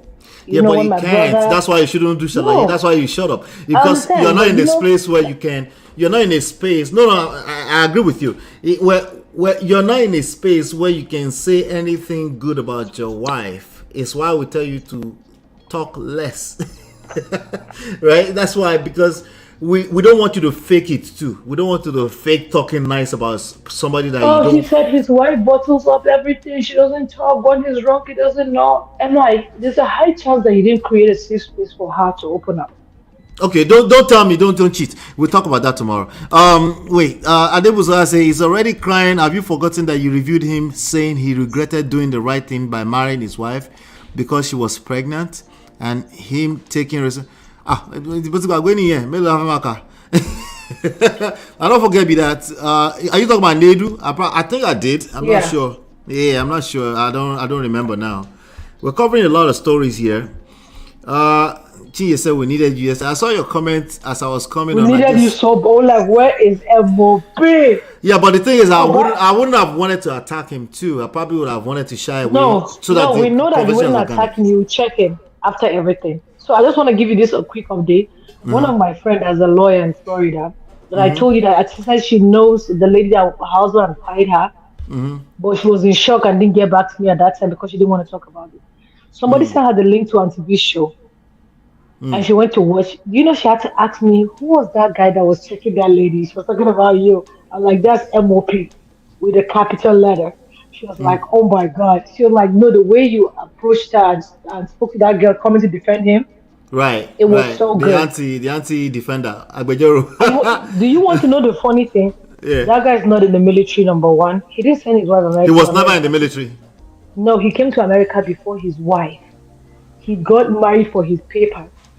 Teaching couldn't clear on time. His friend in We're Texas had talking to, about Adeyemo story now.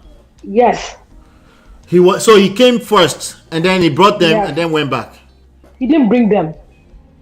He He didn't bring couldn't bring them. them because no, he married somebody for papers. So the papers couldn't clear on time for him to like divorce the other person. Uh So huh. his friend in Texas had to like up- um invite the wife over as on a visiting visa, and that was how the family came. So he couldn't bring. So he didn't even bring them. No, so all the lies that he brought and sent them back. No, so the wife's frustration was because he was here before them. He didn't do a lot of self personal development, Of and they course not. got here. They started doing stuff together, and then she was ahead of him, and he had issues with that. Let's first of all be clear. That phrase you just used is not a popular topic or personal development. The way you said it, I even feel triggered. Like, what do you mean? Most people don't do personal development. They kill me. Okay, he didn't go to school. He didn't. He No, didn't. He didn't do. he didn't do He was doing the nothing. Uber thing. Exactly. Yeah, I mean, we could have guessed that, but as usual, we have to take the higher road and not assume ahead of what we know, right? But yeah, you talk about this guy, Adeyemo, right? All right, let me bring Natu, hang in there real quick. Let me talk I'm to, here. but yeah, hang in there. But Ola, how are you, sir? Thank you. Yes, sir. Yes, sir. I know. There's a lot on your mind because I covered a lot earlier before you came back up. Yeah, about this marriage of a teen, I'm from the old side, I'm not young anymore. You're the whole school. Yeah, from the old school. Right. You see, marriage is something different, very, very different, and depends on your purpose. Why you marry this person? Right. What is it you marrying this person? Mm. Maybe you people have dated before for a long time. Maybe you know her when there was nothing. Mm. Maybe also that. But there also other type of marriage also that have to do with expectation. You want just to you're somebody who just conclude in time just to marry because you're so very emotional, but not really deep into it. So these things are people are different. If you really love that person, you really love that person. That means you really know this person. I don't see where somebody you really love, you say the love is no longer there. I understand people get bored in time. You understand me? People be carried away with money. Especially if you're the one having the money or you're the celebrity inside that relationship. With the Right. man and the woman, you get bored because you have other attention somewhere else.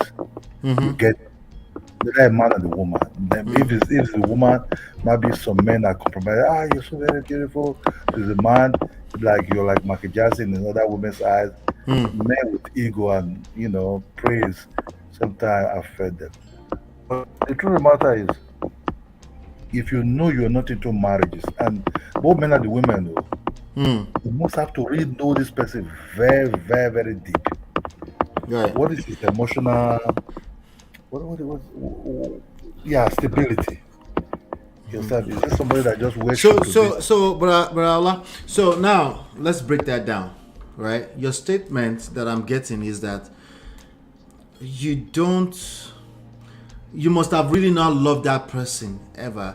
If one day you just wake up, you just say the love is no longer there. That's what you said, right? I'm paraphrasing small, but that's what you're saying, right? Yes, because when you really love this person, and you see, because for you to love this person, you must have to dream ahead. Like you start seeing things, not in your dream or your daydream, Right, fantasizing about the like future. about the future, and all these things started coming out. But but if you really have all these things and you really focus on her, I don't think anything both of you have to be on the balance test, the same frequency or the same level. Right. I don't see how you say, oh, I don't love this person anymore. Then you just want to dump that person. You understand? Yeah, so let's break it down because you say you're from the old school. So my low Yoruba dear, right? The word love, right? What is the meaning of the word love in Yoruba language? What's the word? I'm not really from Yoruba side. I'm from the Edo State side. Ah, and your name is Ola. Where'd you get the Ola from, Yeah. sir? So you don't understand Yoruba at all? And my mother, but I don't speak Yoruba. Oh, you don't speak Yoruba? Okay. No, but my mother speaks Yoruba. All right. All right, let's use the chat. The chat will help us. What is I love you in Yoruba? If you're a Yoruba person in the chat, please type it into the chat and then I'll read it. I love you. And that's as a verb, right? And then I'm in love with you. Say that in Yoruba as well. Okay? Okay, if you can do that in the chat, because I think this is a good exercise for I think everyone listening. love is love. Love is when you take this person can be, it's your part of your bone marrow or your ribs. Let me just put this. This person is part of of you. That means say, is this person you want to share what your day to do, even your deepest secret, you will share with her. So is that when you do that in real action in real life, the way it shows up in real life, is that something that you do or something that just is? That have to be with confidence and trust. Also come with love. No, pretend like I'm in second primary school to primary 2. When it comes to love, is that something I do or something that just is? It's something that just is love is something that just pump out. You don't pretend it. Okay, so it's either it's there or it is not there as far as you're concerned. Sometimes love is just where a child loves his mother. So you loving somebody that is not part of you, and somebody else's family. It can pump out just instantly. It build up. It's not just something that just come at once. It's something that it's a process. Okay. It's a process. Yeah. All right. Whether the other side is fit and seeing it, maybe your might not be in the same level at that love stage. But one person must be heavily in love before the other person. Okay. Bola, shout out to Bola. Bola Salami says, Moni Ferre. In Igbo, I've seen this in songs before. Afrum Ginaya.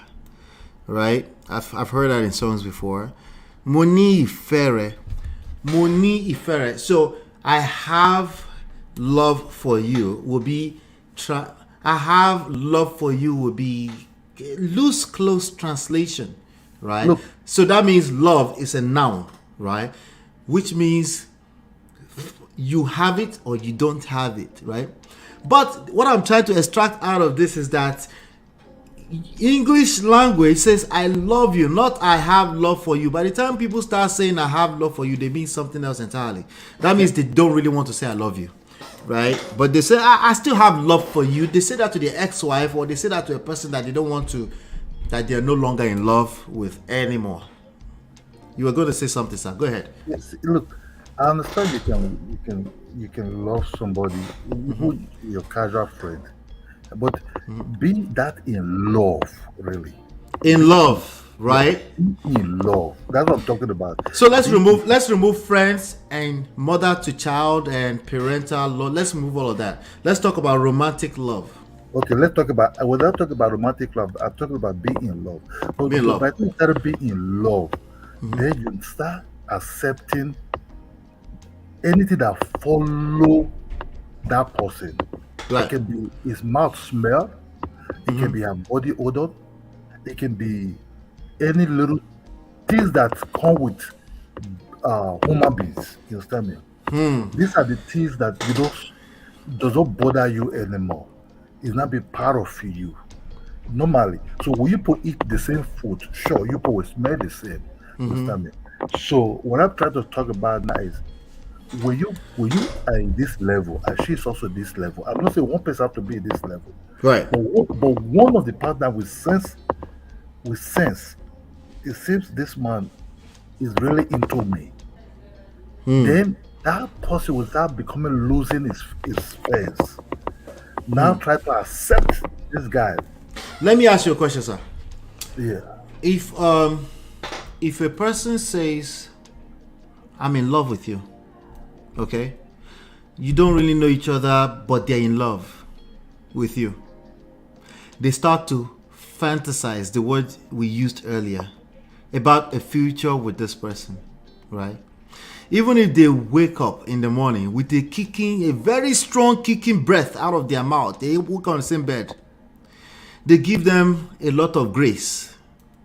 In fact, that's disrespectful. It's not even grace. They just don't smell it because they're in love with you.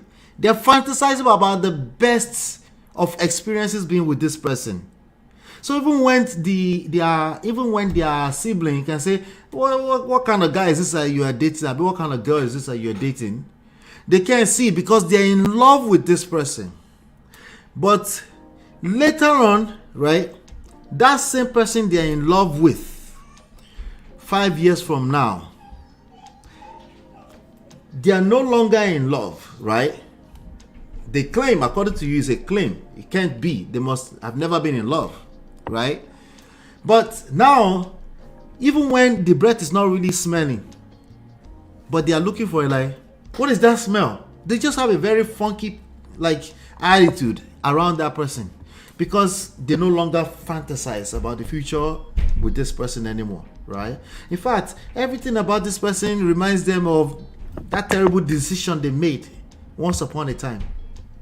What do you think is going on there? Are you saying that person lied 5 years ago? That's what I want to know. Yes, sometimes it's one of the partner is one of the if look, one will be the one that is not really in love. I'm talking about when both of them are in the same frequency. But when one is not in that frequency, Yes. and you still have some distraction outside, you don't want to be committed, but it's pretending like, oh, I love you, I'm in love with you too, baby. You understand? So you're saying they're pretending. That's what I'm trying to get out of it. One can be pretending. You understand Okay. me? One can be pretending, but why has distraction outside? You have to start. The relationship, you can also have distraction outside. So when one is really fully involved, but the other one just pretending, might be because this have is enjoy something from this person. Then you think you can keep two people the same time. So what happened if he lose the ones outside, then it's not coming inside because he's still pretending he's never really fully involved. Then when things are not going on for him outside, indirectly he start bringing the problem like, oh, you're the one causing about the person you with, that's where you pour your anger to. You understand me? Because that person is it can be man or woman, that person is receiving the frustration you have outside. Right. Because outside you're no longer market. Nobody wants you anymore. You're All right. not- Something is on your microphone. Maybe it's the cable. It's the cable. It's moving around. So, yeah. No. Okay. So what I try to mean is when both of them and in the same, you can be together with somebody for 15 years. Right. The person, one of the parties is still pretending it. They're pretending for that long. It's yeah. So I will have to equate them pretending to them punishing themselves too. Yes, because it's just Why would now why would anybody want to punish themselves? no they don't see it as part of punishment because they already have all that is going on for them outside. You understand So me? they must be getting something from you to stay with you in pretense. Yes. Okay, that's what I want to get out of it. Maybe- They're getting something, but it's not necessarily romantic love anymore. Yes, it can be emotional support. It can be financial support. It can be just be that. And this person is just looking for the opportunity. He will have what we call social climbing. He's looking for the bigger fish than that person. It's not really. It's not really. It's just like somebody. Oh, I'm here, but I'm looking for a big star. I'm looking for a richer woman, a richer man. We're just playing around you.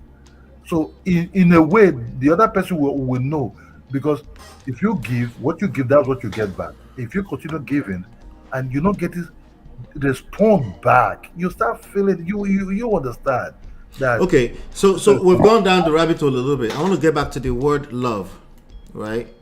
I think one of the confusion that this generation has is the word love. You hear a lot of people these days say love is not enough. You will hear it everywhere now. Okay. As a matter of fact, I will see if I can post the video here later on of the session I had with the youth of my church yesterday. I did a whole session with them, question and answer, and towards the end, one of the 8 questions I didn't get to with them was, "Is love enough?" So I asked them. I said, if we can have another session in the future, but this is one of the things I asked: "Is love enough?" Everybody said no, and then my pastor was like, "Wait, love is not enough anymore," right? So that's where people. But I think there's a confusion with the word love, right? And the reason why I was bringing the Yoruba into it is because, like many words in the languages, when you go from one language to the other, there's something we call the ambiguity, right? And I think a lot of people are not prepared for the ambiguity that comes with the word love. Love means so many things, right? It means a mother seeing their child as a part of who they are, like literally see, like this is a part of who I am, right? It means a sibling, so like we are one, right? We're on the same page. But when it comes to romantic love, it starts to take on a whole new world of its own, right? Then you hear people say, "If you love me, you will never do that. You will never do what you did. If you love me, you will never talk to me like that. If you love me, you will never cheat on me," right? Now, there's another part which you kept saying, which is in love. I'm in love with the person, right? I'm in love with a person. I fell out of love with that person. So now the person that I've never taken the time to assess and understand all these different meanings of what love is, they're in a confused state. In fact, they resent the word love. Like, how dare you ever told me in your life you love me, and then today you woke up and you say you're no longer in love with me, right? And because they're in that funky place, they don't have the patience to even say, but what exactly does this word love mean, right? Now, we've had many theories in churches. They have different types of love. Some of them will say the Euro love, the European love, the Euro love, the this, that. They have all those kind of things, right? Then you also have the 5 love languages, right? So you have different theories out there. What those represent to me is opportunities for people to actually get into the word love and understand that it's a word, right? You need to dig in deeper to what is it that that person meant when they once upon a time told you they love you. What does that mean? Don't get stuck on your own meaning of love. To you, this is a thing that should never be erasable. Clearly to them, it means something different. That alone in disconnect can create chaos, right? It's like you throw confusion. If you want to throw confusion in the middle of a people, just throw confusion into the middle of the language. That's all it takes, right? That alone, if you take that one word and you look at maybe 20 other words, right? You start to see where, that you meant that, but you meant something else different. It's all over the place. So I see the way we've broken it down to 2 in the book. We broke it down to 2. We make just in the effort to keep it simple, because everyone else is just trying to complicate this thing for people. Okay, broke it down to 2. There is feelings, there is action. There's feelings, there's responsibility, right? You need both. People assume a place of responsibility because they see value in doing that for you. It feels good on your end because you see value in what they're doing for you. If it means love for you, it doesn't necessarily mean love for that person. To them, it could just be a nice gesture. To them, it could just be, that's my responsibility, but it feels good on your end. You feel like they don't owe you that. It's a gift, right? When it feels like it's a gift, meaning you feel like you haven't earned it. You haven't done anything extra work to earn this. This person just sees you and they love you, right? It feels good, right? Because wow, why would you do that for me, right? As opposed to, no, you love me because that's what you're supposed to do. One of them is responsibility. One of them feels good on your end. It makes you fall in love with that person, or maybe with the idea of what they're doing for you. It means so many things. So this is the work I'm going to have for everybody. Okay, before I let Brother Ola finish. The work I have for everybody is that you as an individual, what did love mean to you? The way you were raised, the way you've been groomed, raised, conditioned, the way you've grown up to be an adult, what you've experienced, right? You need to sit down with yourself for once, 30 minutes. Do the assessment. What did love mean to you? At what point did you start questioning love? It's not that love is not enough. It's that you started questioning love. Right? In fact, if anything is ever going to be enough, is love. Because if love cannot be enough, nothing will ever be enough for you. Right? But I understand. But ask yourself the more important question. At what point did I start questioning love? That information, the answer to that, which you're the only one that has answer to that, is what you need. Not the word love. The answer to what is it that it meant to you in the first place is what you need. Now, back to what Brother Kidola was saying. It is a fact. It is, in fact, a truth that many people come into relationship for many reasons. And if you can't keep up with that reason why they came up with, they will call it, I fell out of love. It's a label. Brother Kidola, is that close to what you were trying to say?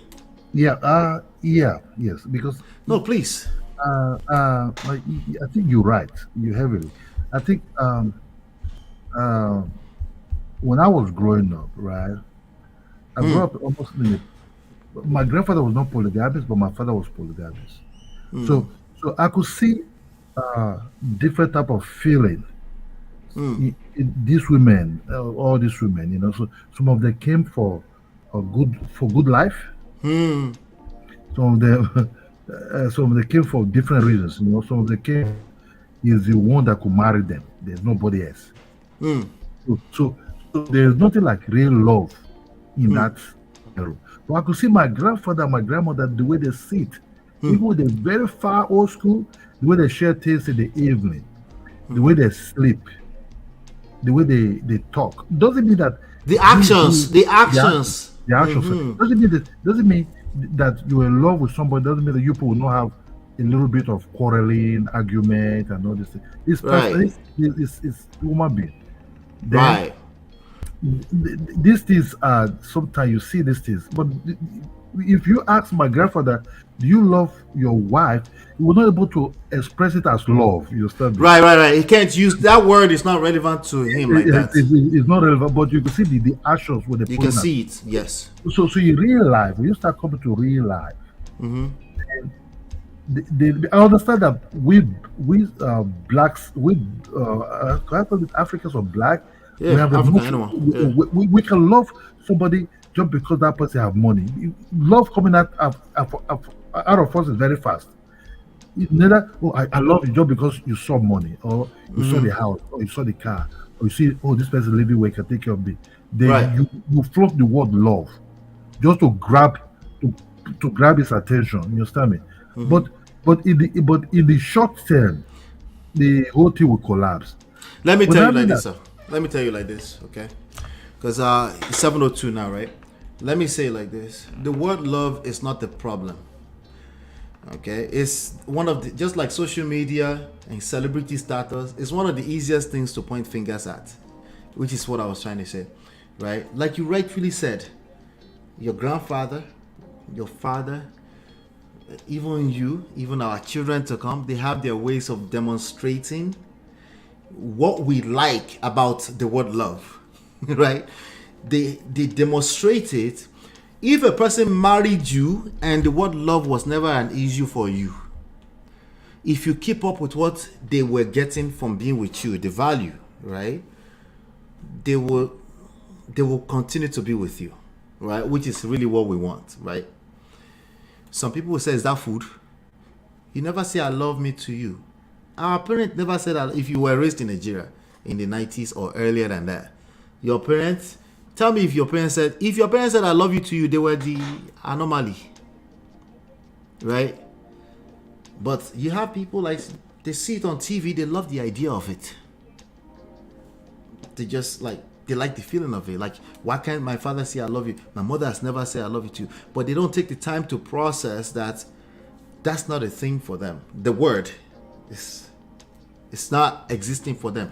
Do they continue to show that they love you, they care for you, right? Do they continue to show this in action? So I agree with you. I just think that when you were initially making your submission, right, you were trying to say some people, because they fell out of love, it means that they were faking it all along. I need to land this point, sir. People don't care about anything outside of their feelings. They only care about their feelings in that moment. And feelings, if we know anything about feelings, they're just in that moment. Would you agree with that, sir? Oh yeah. Yeah. We all have immediate feelings and feelings that Feelings. actually, because I understand. Look, how am I going to put it? Um, uh, I've seen whereby somebody really, what that I said, we Africans, right? We see somebody really, because we never really be expressed as, we never express love. Our family, you can see your mother love you by We never giving express it, but you can see it, yes. you can see it. Your mother giving you food, rubbing your head, your father just rub your head, smiles and face. So we see this as, okay, my father loved me. But for somebody to really sit you down, sat you down, and communicate with you in a different type of voice and said, I'm in love with you. How do you see it? And and you're not on that level yet, or you know, that will shock you, understand. Not, I'm not talking about guys that came to pretend now that the guy is rich. Let me ask you, sir. If a woman comes to you or came to you in your younger days, because I think you said you're married, right? If you came to you in your younger days and they say I love you, did it feel good if they ever say that to you? If a woman said that to you? I think I'll be happy, but So it feels good. It feels good. It feels good. Right. But It makes sense. So it makes sense that if 5 years, 7 years down the line, she randomly comes to you and say, I don't know, I'm just no longer in love anymore. It feels good that the polar opposite of that feeling will be the reality, right? Like you've like, what happened? Yeah, especially if you start loving her back and you're not in love with her. You're not in love with her, and then she Yeah, suddenly just pulled the rug from under you. That can be a betrayal. You stab you in the back, then you start seeing her as a Jezebel. She came to destroy you, and this can really it can make you very, very pissed. Yes. Because So that and we are getting there, and that's where I think the original conversation started from, because I did go down the rabbit hole of meaning of love for a second. So now, if a woman or a man says to you that they are no longer in love with you, right? The natural person's interpretation is Jezebel. Yes. Is that what you're saying? Yes. What if it's been 20 years? Would you just all of a sudden think that's a Jezebel? Oh yes, because you think you invest a lot of time, a lot of emotions, you invest all your a lot, and you're already basing yourself. This is the person you want to stay with till you die. You Right. But Allah, Yes. let me chip in something real quick, right? And I always like making the farmer analogy. Which analogy? If you farmer, The farmer. Yes. yeah. If you're a farmer, there's something that you need to know. You can't plant any plant. Let's say you want to plant yam. You can't pick any kind of land and plant yam. Right. Do you understand what I'm saying? You have to look for that particular kind of soil that you know yam can be planted in, and to plant that yam. So when he make references to like seeing what our parents were back in the days, that's one of the things that kill marriages. Right. And let me tell you why. Unrealistic expectation. So you're refusing to understand that you're going to meet somebody from a totally different background from you. She doesn't know what was going on in your parents' house. She's coming with her own idea of marriage. You're coming with yours. And people have problem of unlearning and relearning. Now, you think that she says she loves you and you're falling in love with her. But the question is going to be, are you loving her the way she wants to be loved? Because that's the way people fall out of love. If my love language is acts of service, and then every time you want to buy me gifts, you want to do that, but I'm always suffering around the house and you don't even help to lift your finger, and you want to tell me you love me, you can't tell me, like, to me that's not love. Do you understand? So people have different love languages. Yeah, wait, good point. But that's like 5 steps down the line. I want to know how you interpret the experience that's going on with you first, which is okay. Let me go back to the farmer analogy. No, wait now. I'll let you continue. But let me give you this analogy, and I want you to match it together, right? If as a farmer, right, the land, the soil, the earth that you're sowing that seed in, right? If suddenly 5 years into using that land that has been fruitful, you just notice that this agbado, this corn is kwashiorkor, it's like it's not, something is giving off. results. Right. You always knew that soil for certain types of results. Right. Now it's different. If you were the farmer, what would be your first how would you interpret that first? So because it links back to unrealistic expectations. That's why right. So I think the first thing I'm going to do is to check if there's any like pandemic that's broken out that's affecting corns. That's number one. Number two, I want to check my soil to see if there's anything wrong, because I've been using this for 5 years. I've been getting results. But also as a farmer, you're supposed to understand that at a certain point, you'll not be getting that same result that you've been getting before. Do you understand? What my grandfather was a very big farmer. God rest his soul. And that's why I'm telling you that. So when you get to a certain time, you'll understand that you'll not be getting that result from that particular because you've been using that place for a long time. And even if you want to be getting that result, there's something that you have to be doing after every farming season to be able to get that result back from that soil again. So Right. if you harvest and leave it like that and go and come back, I don't know. So what would be the equivalent of thinking is maybe Jezebel? Because this is again, this is what normal. I think using I think using the word Jezebel is like a little bit harsh. Right. So I think it's a little bit harsh. So for the fact you're not getting something from what you used to get before, and you don't see the need to be able to sit down to reflect to see if there's an issue or if there's something that you're doing wrong that you're not getting Right. this time around that you need to fix, and you just want to assume that this soil is a bad soil because it's not giving me what I used to get before. Yeah, I think it's part of the issues we're having with marriage and romantic relationships in general. Go ahead, sir. Look, Okay. where you would that mean Jezebel fitting? When you start getting involved into these kind of relationships, that it builds up, right? You start knowing this. You people started maybe talking and everything, beginning Right. talking, then things started going and developing and everything. The way people start getting before you start thinking about marriage, what to marry, it start becoming far more deeper. This is where I said the boring part of it when you at that thing you have to know who are you dealing with. Is it person that get bored in time? No, but you know the person. That's why I gave the example of 20 years, sir. Or 5 years. You know the person you are dealing with. Yeah, the yes, issue is that the result is changing. It's not the Yes, same. So for the man aspect, the woman have to find out, is this guy bored in time? Is this guy ready? Because truth, look, No, both of you, not just the woman. Both of you yeah, have to. I'm No, saying let's that- pick one. Pick any size you want. Let's pick one. let me go as a man, right? Because men Okay. sometimes can easily do some certain things. If that man is a bunch liar, right? He's telling you, I'm going there, but you see the other side. Then when you confront him or you caught him, you say, why is that will just make you too pissed? So it's a liar.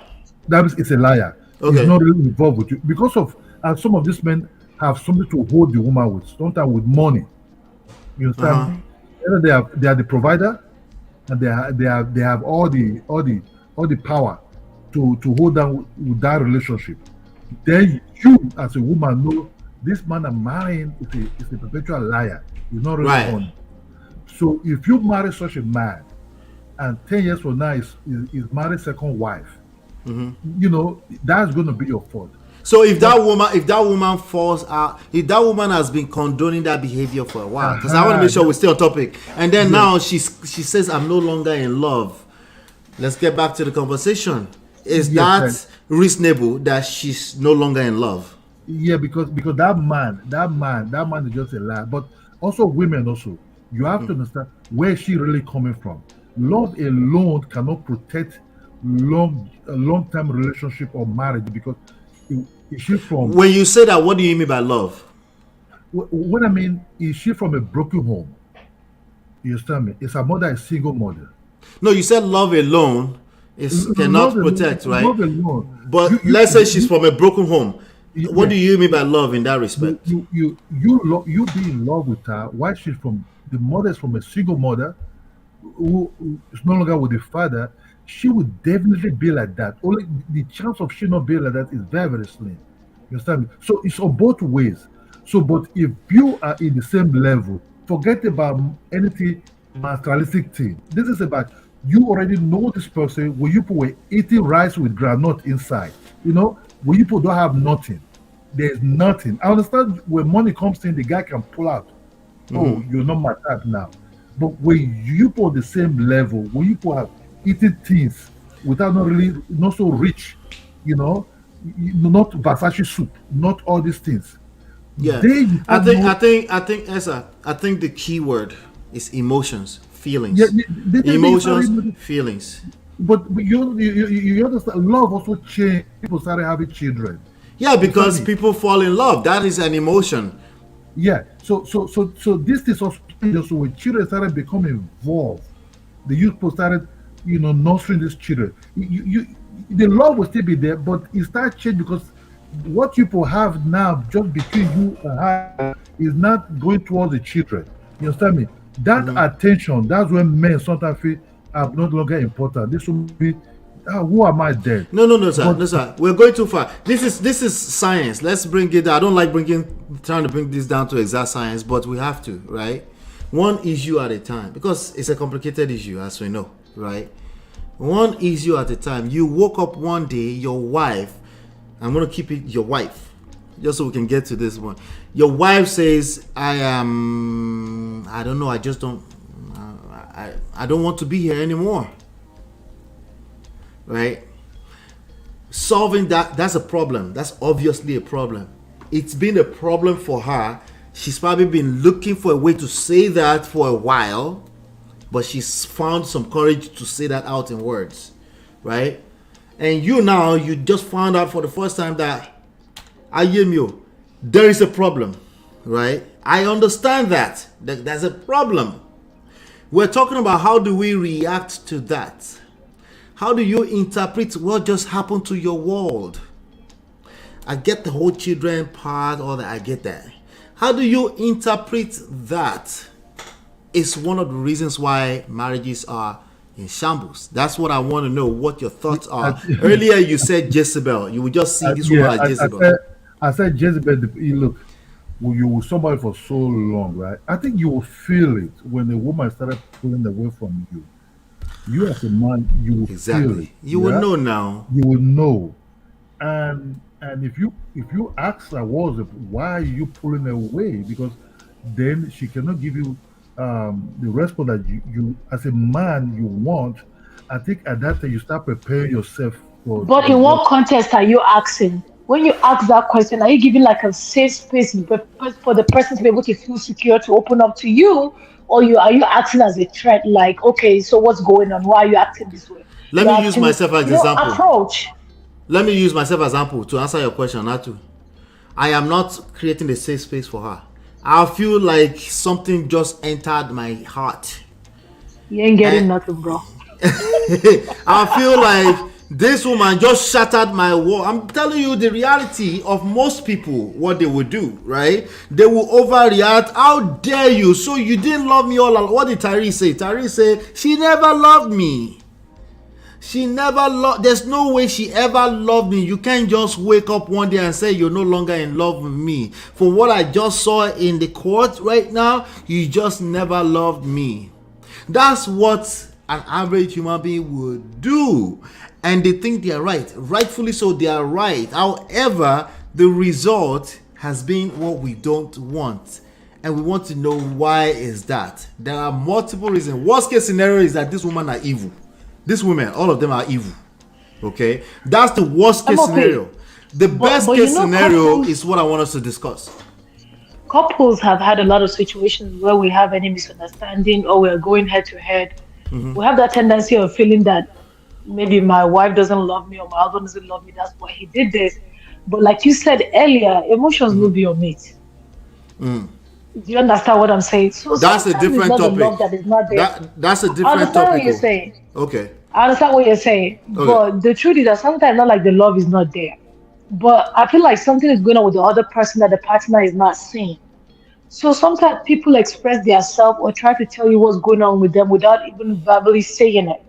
Let me ask you like this, Natu. Let me ask you like this, Natu. If your husband comes to you today and he say, I don't know how to tell you this. Just not there. I don't feel it.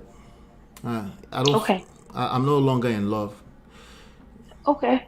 How would you interpret that 3 years ago? How would you interpret that today? Okay. 3 years ago, will you say just okay? I'm okay. I'm telling you this from the bottom of my heart. I have had a relationship that was deep into it, and this guy just woke up and said, "We need a break." I just said, "Okay." I'm not joking. I just said, "Okay." So tell me what's going on. So when you said okay, what's going on through you though, emotionally speaking? Because we're talking about someone you love. You didn't see this coming. Yeah. Right. Well, number one, I was hurt. Number two, I just feel like he needed some space because he wasn't into it, and so there's no need to push it. That's period. Forget that happened to me twice. How did that feel to you? Look. Who, to me? Somebody's D-Love said, "Nah lie, you go cry." Yeah, but Allah, go ahead. Go ahead. I'm telling you, I think it was a shock that made me just say okay because I didn't know how to react. I'm not going to lie. Let me Imagine give you flying a from news America flash. going to Even Nigeria. men cry. This issue we're talking about, men cry like a baby, like a bitch. Go ahead, but Allah. This thing you see, this thing is not just easy like that. This is boy in the blood. If you tell somebody that you've been with maybe for 20 years or for 15 years, that's a really long time. Long time. No matter how pretend that person, one of the partner is at least you still have some feelings for this person, right? But cutting it off just like that is not going to be easy. It's not going to be easy. One, at one stage in our life, we all need stability. And when children become involved, we're talking now without no children involved. When children now become involved, the destroying, once the divorce in the home, it's not just you and how the children also will be devastated. Because I don't think any children will come home will just say, "Oh, where's my papa and my daddy?" You understand me? So now let's go through that, brother Allah. Sorry that I'm interjecting. Please allow me. Now, a woman or man, right, that would just, let's use Natu's example. God, that would not happen to you in Jesus' name, Natu. But because she said I can handle it. But anyway, if a man that will come to you that will say, "I'm no longer in love with you," and they know they have children, right? Let's put some logic to this, but logic that understands emotion, not logic that says there's no emotion. The one that understands emotion. Let's add some logic to that, right? What could possibly, what's the worst case scenario of what's going on with that person? I'll tell you the worst case. I want you to tell me the best case scenario. The worst case scenario is that this person is selfish and they've been sleeping with somebody else outside and they just want out and they don't care about their children anymore. That's the worst case scenario. What is the best case scenario, which is the majority of the situations? What is the best case scenario of a person who comes to you and said, "I'm no longer in love with you"? What would you think is going on with that person? And if you're in the chat, please feel free to chime in the chat. Don't just be listening. You can go, Barala, with that. What do you think is going on with that person? I think that man is evil. That man is self-centered. He only thinking more about himself, not about collective or because everything that look, you were with her for years. Maybe you might not be feeling the beginning how you felt before. But you have to understand where you're going to also, it will also expire also one day there. What do? You have to focus more on the one you're with. You have to share more. You have to communicate more. You understand me? Because now they can't, but Allah, we're struggling here. They can't communicate because they've demonstrated that they can't. But this is your problem because this is your spouse. Yeah, because the woman cannot do nothing. Or the man cannot do nothing. Look, if one of the partners have already checked out, we can do nothing. You just have to accept it. Okay, this way is, or this way is. Take your losses. But you just said the person is selfish. You just said the person is selfish now. Yeah, there's so much. See, but I like that you're saying that because the reality is that a lot of people feel the way you feel, and this is why these romantic relationship that people subscribe to for a lifetime, this is why they are ending so quick, because people throw their hands in the air and they want it to be romantic every day. Yeah, they want you to be romantic every day. They throw their hands in the air. They think it's supposed to be a certain way, or they want you to be a communicator every day. You should be able to open your mouth and tell me how you feel, right? No. Yeah, and if you can't open your mouth to tell me how you feel, I'm the only one playing my own role here, so this can never work. And We don't do that with anything else in life. We don't do that when it comes to our jobs. We don't do that with all the other institutions that has helped develop society. We only do it disrespectfully with romantic relationships. We just throw our hands in the air like you can never walk. Bro, let me give you this. If you really, I'm not saying, because that's what I said, if you married for a long time, for 10 years. Yes, now. 15 years, right? Precisely, yes. Then the things change later. This word we call love, this being in love will not change. It will change. When children start, because even when you people will wake up from the bed, you people will not say I love you anymore. But deep, the actions, the movement, the behavior, you people speak almost like one voice. You understand me? You can say anything you want to say to her. A deep secret about you. You know, some men say, no, don't tell your wife every secret, or don't tell your wife. No, women are very, very, very, very powerful. When the woman is in love with you, and you also both of, when I mean love, when I mean you part really connect together. Because if I start using love, sometimes this is changes. You are with this person, but when you are really with this person for a long time, right? There's nothing involved. It doesn't. She's not with you because of the money, or you're not with her because of anything. But you see this woman as the mother of your children. Right. This is your person. I swear to God, that woman will understand when you down a little bit, when you have fear. Voila. Let me say this. Not to, I beg, hold on 1 second. Let me just address the chat for a second. Adebusola says, question, please, Bola, when then should the other person do if their partner say they are no longer in love with them? What Natu said is what they should do, but you can't fake it. You need to mean that. You can't fake it. No, so okay, let me just tell you guys, it's not that I've not had that situation before where I cried. I'm just saying. I'm like, no, that was a long time ago. That was like 15 years ago. I was much younger. But this one I'm telling you that I said okay happened like 10 years ago. Right. Do you understand what I'm saying? So there's a little space between the both of them, and I grew within that 5 years. Right. Do you understand? And then when I said okay at that one was because I learned that crying and wailing and doing all other things was not going to solve any problem. It's not going to change anything. It's not going to bring the other person back. And like you always say, save yourself first. Right. Do you understand what I'm saying? Yeah. Exactly. Self-preservation first. Yeah, yeah, because nothing happens after that. So what is about our last thing? The fact that you don't wake up. We'll go back there in a second. I promise. We'll go back there in a second. Let me finish my thoughts on this one. Right, you can't fake it in terms of you need to really understand. You need to connect with the real reason why you will say that. The real reason why you should say that is they don't want to be there. If they don't want to be there, right? You need to give them that.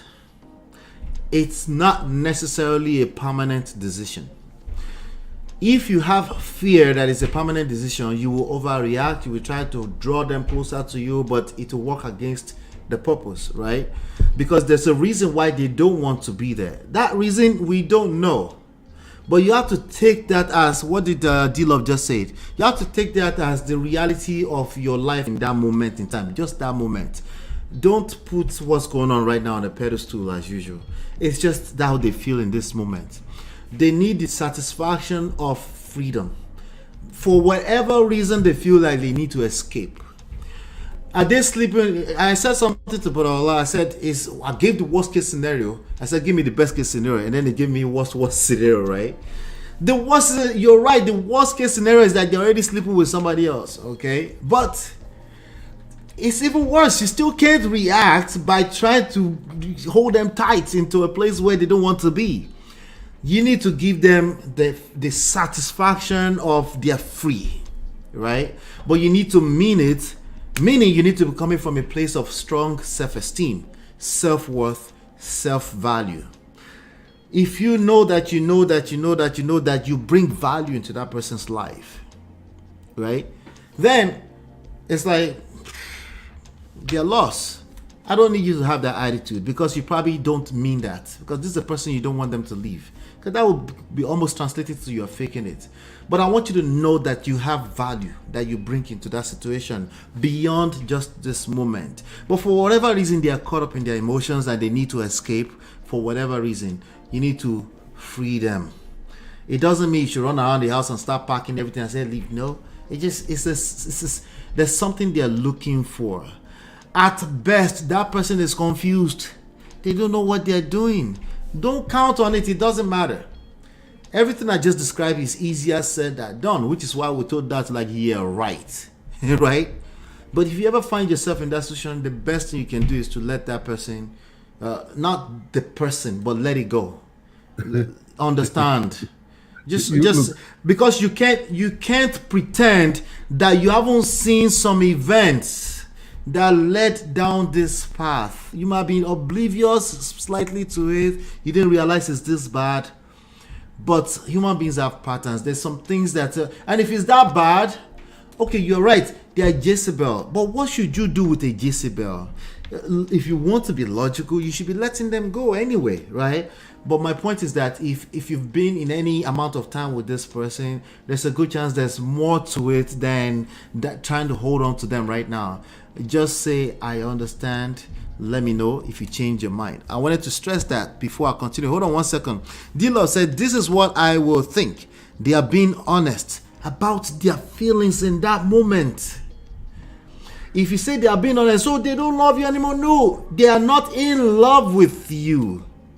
If they are not indifferent about how they feel about you, love and hate is the same thing. When you really start to think deep about it, if somebody is still engaged with you emotionally, that means they're not leaving. They just need to feel better about whatever is going on. She said, number 2, maybe your time in my life is done. Yes, it could be. That's the worst case scenario. Can you handle the worst case scenario? If you can't handle the worst case scenario, then maybe that's why they're running away from you. Maybe you're clingy. Maybe you are smothering them. Maybe they feel smothered to death by your presence, right? Maybe that's why they're running, right? So it could be all of the above. Worst case scenario, best case scenario. If you get consumed by the idea that you believe that is the worst case scenario, they're Jezebel, they're evil, they're all this stuff, it's only natural that you overreact. Because how dare somebody come into your life and then think they can pull the rug from under you? You want to show them shaggy, of course. But if you think like, listen, I don't know what's going on, I don't know. Like, you really don't know. That's another human being entirely. You will just stay calm before you start to dabble what you don't know. But go ahead, sir. I know you want to say something. Yes. If you dated for 2 years, it's okay. 3 years, you can come and say, okay, I thought I love you, but I'm not in love with you. But I want us to be friends. It's okay, right? You can call this process like playing process, right? But no, when you dated for more than 10 years, married for 10 years, yes, or married for 10 years, then you now out of the blue, you're not start feeling you are in prison, right? I understand some people. You don't believe that? You don't see that as reality? Yeah. So people can be emotional and everything. Okay. No, it's not about. Hold on, Natu, let him finish. So people can be very, very choking, right? Such a thing can be you really want to run and leave that relationship because you'll be bearing it, neither because it's providing something. What I'm talking now on the basis of your like equal level. Look, I've been in school. What do you mean by equal level? You've repeated that about 3-4 times. When I mean equal level is like there's nothing. I'm not using you for anything. You're not using me for anything. No, we're using each other, and if you are not useful, then maybe you are useless. We're always using each other. That's why you fall out of love. Yes, we are both using each other. What I mean is, she can speak on equal level to you. She have her own job. You have your own job. Let me say something real quick before you continue. Hold on 1 second. I want to round up. Just give me what you got. Yeah. Then I'll go back to Panola and then we'll round up. When you meet somebody that you want to get married to, aside you loving the person, there are other things that you will see that will attract you to that person. Yeah. Probably you see that somebody that will be very ambitious in the future. Ambitious. Somebody that when you have kids, that will be very motherly, will help with the kids when you're not there. But when you meet somebody that you just fall in love but adds no other value but love, I doubt if there are people that are going to marriages with that nowadays. Do you understand what I'm saying? You have to know that you are adding value to that person is adding value to you. And the reason why most times it cracks down because the value is one way. Do you understand what I'm saying? That's why you hear a lot of people talk and they say, she's not doing this for me, she's not doing that for me. And that's why I talked about love languages, because this is the way these people understand to be loved. And you Right. have to understand it that way to be able to give it to them that way. If you have to put 1 cup of fertilizer for corn and you put 10 cup of fertilizer, you will die. The corn will die. But if you do it according to where it's supposed to, if you farm corn, you're not going to treat the corn the way you just feel is okay. You're going to go with the way the agriculturists You have do said. everything to continue to pour into them. Exactly. You don't do equal. You don't do, hey, you give Yes. me this, I do that. No. You do. I No. know, but Allah doesn't mean No. that. But these words you are don't very wanna, important. You don't want to. I know you don't want to go the way that you feel. Oh, in my own opinion, corn basically no need fertilizer. But they don't tell you say fertilizer will give you a good product, or you say normally for your own Right. thinking, and then you farm the corn no fertilizer, and then at the end of the day you say, how Allah better pass my own. Do you understand what I'm saying? But because Allah understood what the corn wanted and gave the corn what he wanted, and he got a good return. Do you understand what I'm saying? So in marriage, like when you say, "Oh, you're not using each other," you have to use each other. Oh. Look, You have to use each Yeah, other. the only thing I know it doesn't mean that, but abusing each other, no, I don't agree. But use each No, other. abuse is not. No, abuse is not. Nah, bro, that's see, extreme. see, let me say way back when I was in university inside 90s. Right. Let's say 1991 when I get to University of Benin. I could see that girls will come close to you because you could buy the meat pie and Coca-Cola at that time, right? You could take them out for things, Right. Then we that are not up to that standard, because my father is not so rich from people. I don't even go near these people, right? I'm Right. far away from them because I don't have at that time you can buy with 10 naira something food, Right. a bar soup. You eat, you'll be satisfied. You know what I mean? I cannot bring out my 10 naira. I'm going to be buying you meat pie of about 30 naira or even 50 naira. That's like a whole week of my in the money. Of your what I'm food. trying to say- So what I'm trying to say is, they have to say this person is close to you because you provided something. But now I'm not going to, okay, based on, okay, let's look, this person you're dealing with is equal level with you. She have her own thing, you have your own thing, right? Now, but you are just busy. Okay, No so that's a good analogy, sir. That's a good analogy. But let me Yeah. tell you why it's a good analogy, right? When it comes to resources and being resourceful, right? You are absolutely correct. Your 10 naira, but I can't pour from an empty cup. That's what you are saying. I can't pour and then empty myself out. Bring something to the table. I bring something to the table. That's what you're saying, right? That's what you meant by equal, right? So when it comes to romantic relationship, that is more so a mindset and a feeling than it is about measuring how much you show up or how much I show up. You might not show. I can be in love with a girl, right? And the only thing she needs to do for me to feel like it's equal is to just have my babies and be a supporting, quote unquote, helpmeet. Be there, supportive. I come home, she's there. I don't want to have to run around the street anymore. She's there. That could be all I need, right? For me as an individual to feel like it's equal, right? Somebody else might say, no, 50-50, right? They're interpreting the same thing you said, but they said 50-50. You're a nurse, I'm a nurse. Okay, we make equal. Can you at least bring 50% of your money? I bring 50% of my money, right? That's why I push back against, like, what do you mean by equal? Because it depends on what you mean by equal. In reality, when it comes to romantic relationships, what people need is somebody that makes them feel like they complement them. It's not necessarily tangible stuff, right? It gets to a point later on down the line, you start to feel like, why am I the only one? At that point, see finishes entering. It doesn't mean that they don't need some adjustment, but they need to come from a standpoint of understanding, but that's not what you bought into in the first place. What you bought into is a person that made you feel like they complement you. Feelings, emotions. It doesn't mean like you bought the actual Fanta and the Coca-Cola. You bought it, but because this girl is loving on you, it makes you feel equal. You feel like this girl is mine. Maybe it represents status. Maybe she's the finest girl on campus. right? But you feel good with having this person in your arm walking down the zone. Because of that, like your head will swell. If you go to parties, right? That guy just there with microphone, just hailing your name. You start raining money. Because something is making your head swell emotionally inside, and you feel the need to equalize with your own money. You see what I'm saying? Feelings. I want us to understand and be able to comprehend what feelings and emotions are. It's not just tangible stuff. It can be interpreted as tangible stuff, but at that point you start to see everything fall apart, because she thinks it's not fair, you think it's not fair. Who is good? That's why the family courts don't come into your business like that, because they can't exactly measure what is equal, what's not equal.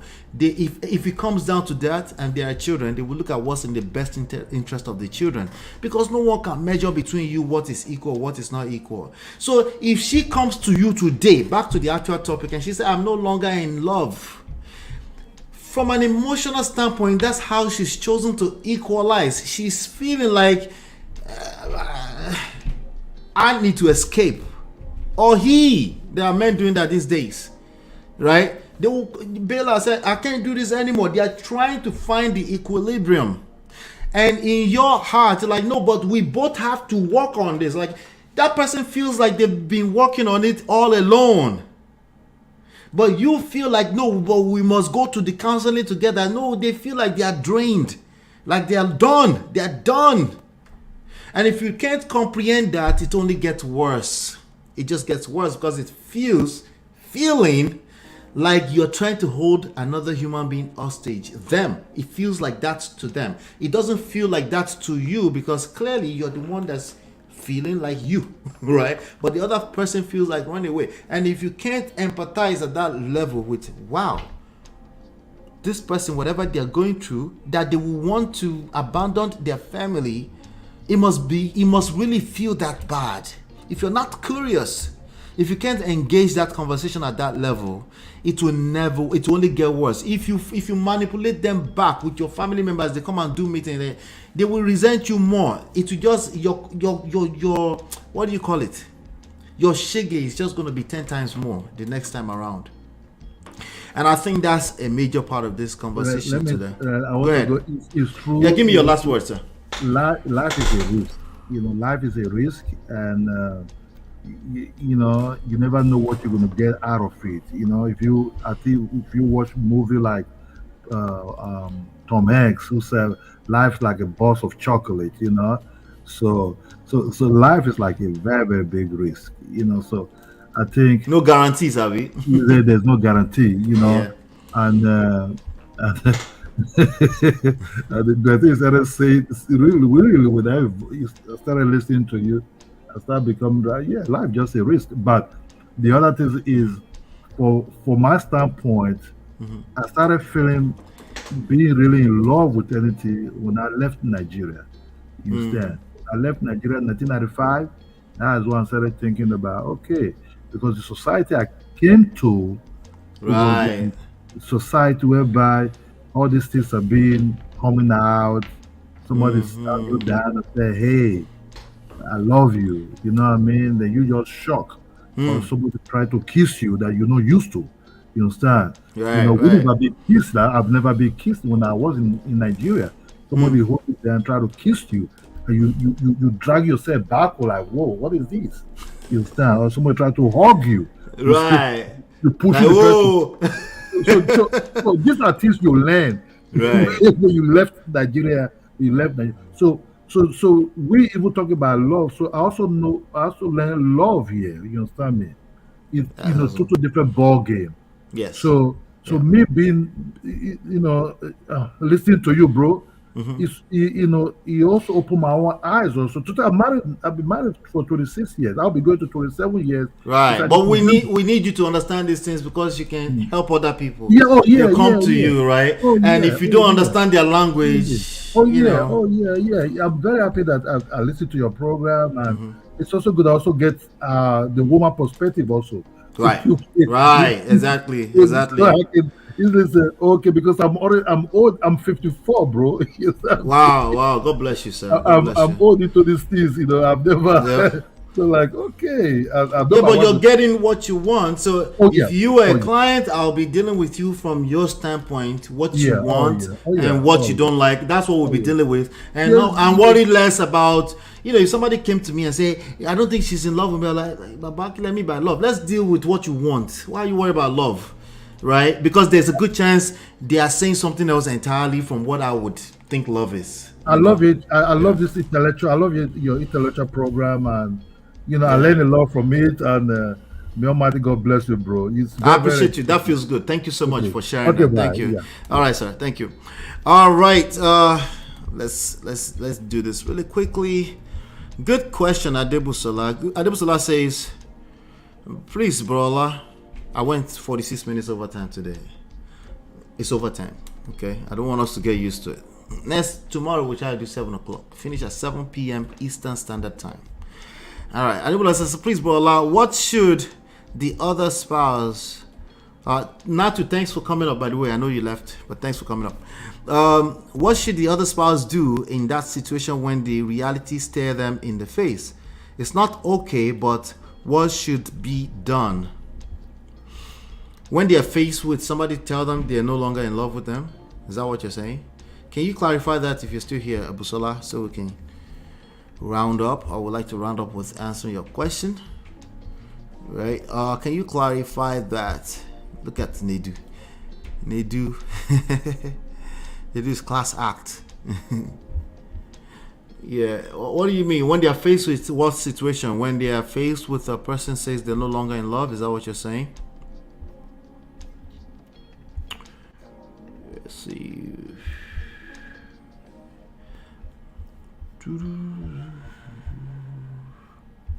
I'll wait another 30 seconds. Then I'll answer it the way I can interpret it. Let's see. All right. Let's see. Okay. I bet she's clarifying. Maybe she is. Maybe she's not. Anyway, please, Brother Ola, what should the other spouse do in that situation when the reality stare them in the face? It's not okay.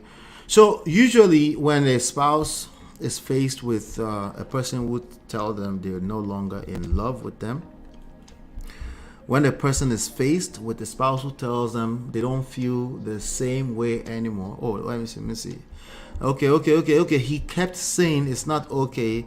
So I was wondering what his take was. Okay, I will address both. Okay, I will address both. If you are the partner who the person comes to you and say they're no longer in love with you, there's a good chance that you already did the wrong move. It's too late, but it's not too late, okay? Because it's not a one-time thing, okay? It's not a one-time thing where, you said it's okay, and no, it's never a one-time thing. This is two people that have lives together. They have children, they have bills to pay, they have, so there'll be the other nights that you might feel the temptation to want to seek intimacy from them because they're still in the house. They told you they're no longer in love with you. So there will be multiple times of temptation that will make you feel like make up your mind. Like even I heard what Ola said. I already said, let me know if you came up. But you're now playing with my mind, right? It starts to feel very, very tricky and stuff, right? So you will have multiple opportunities. The idea is to demonstrate that you're self-sustainable as a human being, because nobody wants to be a part of the life of a person who is not self-sustainable. It will already feel like they are going to drain you. It doesn't matter if it's 2 years dating or 20 years in a marriage. It's the same thing. You need to see it as the same thing, okay? If you're already finding yourself in this kind of crisis, it's the same thing, okay? Just see it as that, okay? Now, in terms of them changing their mind, if they're still in the house and stuff like that, you can come around maybe every other week or so and say, well, what's the plan? What's the future? What do you see the future as? You can come with that kind of tone, that kind of vibe, where you're looking for an opportunity to demonstrate that you don't really need them to be in your life as a romantic partner. because that's what attracts them. They are not attracted to a person that need them to be in. That needy behavior needs to be checked somewhere. It's temporary, okay? It does. If it's not temporary, you need to increase your value to the place that this is not your only option in terms of romance, okay? At some point, you can have a conversation with them as a friend. Yes, even 20 years in, I know naturally it doesn't feel okay. It feels like, how can somebody do that? But listen to me carefully. The flip side of it does not benefit you anyway, okay? They already feel like they should run away for whatever reason you don't understand. You don't have to have all the answers in life, but you have this answer that you can actually be self-sustainable. You can actually work on your own self-esteem, because this will shoot your self-esteem in the face too. You're a human being like the rest of us. Somebody just come to you and tell you they don't want you anymore. Of course, it will affect you. It will make you question your self-confidence, and all of that will be questioned, right? But that's where the work comes in. It's easier said than done. That's where the work comes in, right? So you have to look at it, take the time to look at it deeper and say, I don't understand. Okay, I don't understand that part, but I understand. I know that I'm still here, and there must be something better. I don't know, with or without this person, there has to be something better, okay? Or you can conclude that, no, there's nothing better. He's the best thing in the world to me. If you start to say that, if you can say that to yourself, imagine the vibe he's feeling. He's feeling like himself. He's feeling like he's on top of the world. So he's feeling like she has no other options. It's just me, right? So he has nowhere else to go, you know. So it's very subconscious, because a lot of it is showing in the way you're moving and everything like that. You just come out as very, very clingy and needy, right? Basically, you're smothering everything out of it, right? So you need to understand that very deeply, so that when you do say, I understand, let me know if you change your mind, you actually mean it, and you're not holding yourself hostage because another human being says they don't want to do love anymore, okay? That will give you your best chances of attracting them back if they belong there. When you do attract them back, if you do a good job at doing this, they need to earn you back. You shouldn't just allow it to just like, okay, we come. You will resent them because you'll be scared that they will make that decision again in the future. You'll be looking over your shoulder thinking that one day you'll be scared. You will operate out of fear all the time. So they need to kind of do some work to earn you back on themselves. Okay? All of that will help you boost your self-esteem, boost their self-esteem, so you can, maybe for the first time ever, create an actual healthy relationship. Okay, so that's that. Now, in terms of the flip side of things, if you find out that you've told a person that you don't want to do anymore, and they keep saying that it's not okay, well, that's a tough one, right? But I'll tell you like this: if you're still in their world, you're living in the house with them, you need that statement. If you really feel like you need to move on, then you need to demonstrate that all together with your actions. You need to understand that if nobody likes rejection, if they've experienced rejection, especially the longer you've been with them, the harsher the rejection is going to be, right? You need to understand that it's a very painful process for them, okay? So the best thing you can do is do everything in your power to keep moving in that direction. If you're having a hard time moving in that direction that you are claiming that you want to go, then you need to reassess yourself. Do you really mean what you're saying? Because a lot of people don't mean what they're saying. They just need an escape. It's a very funky place.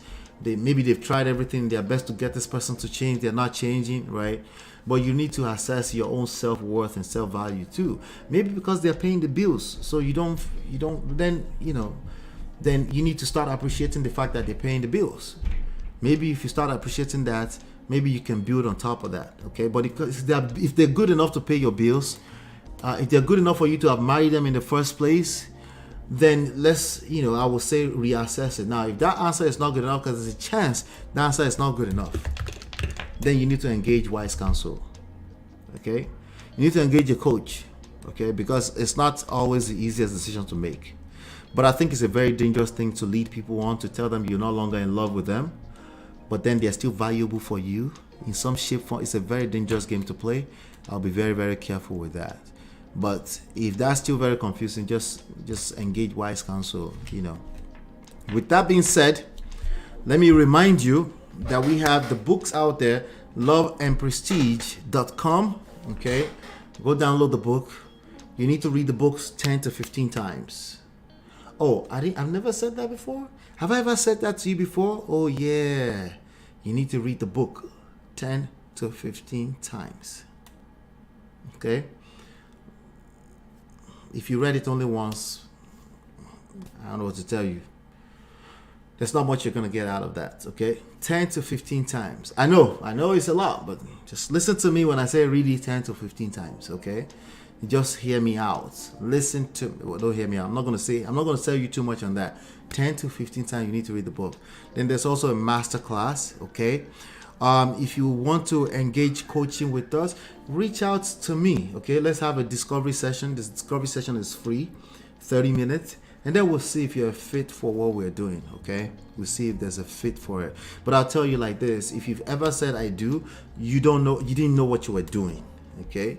So I know because I didn't know what I was doing. Yeah, Ola, stop projecting, whatever, okay? If what you're doing is working for you, please keep doing it. If it's not working for you, then maybe it's time to learn something new, all right? Thank you so much. Hopefully you've been enlightened and educated.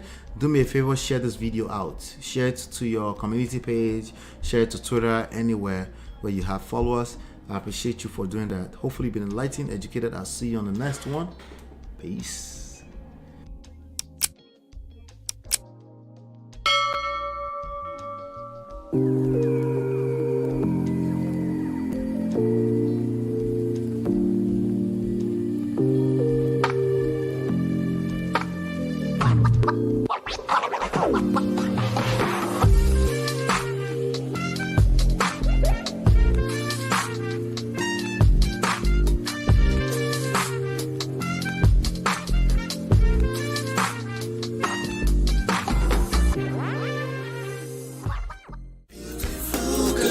Your love that I've been missing. I miss all your hugs, your touching and kissing. Make love on the floor, the couch in the kitchen. One love enough, we done enough.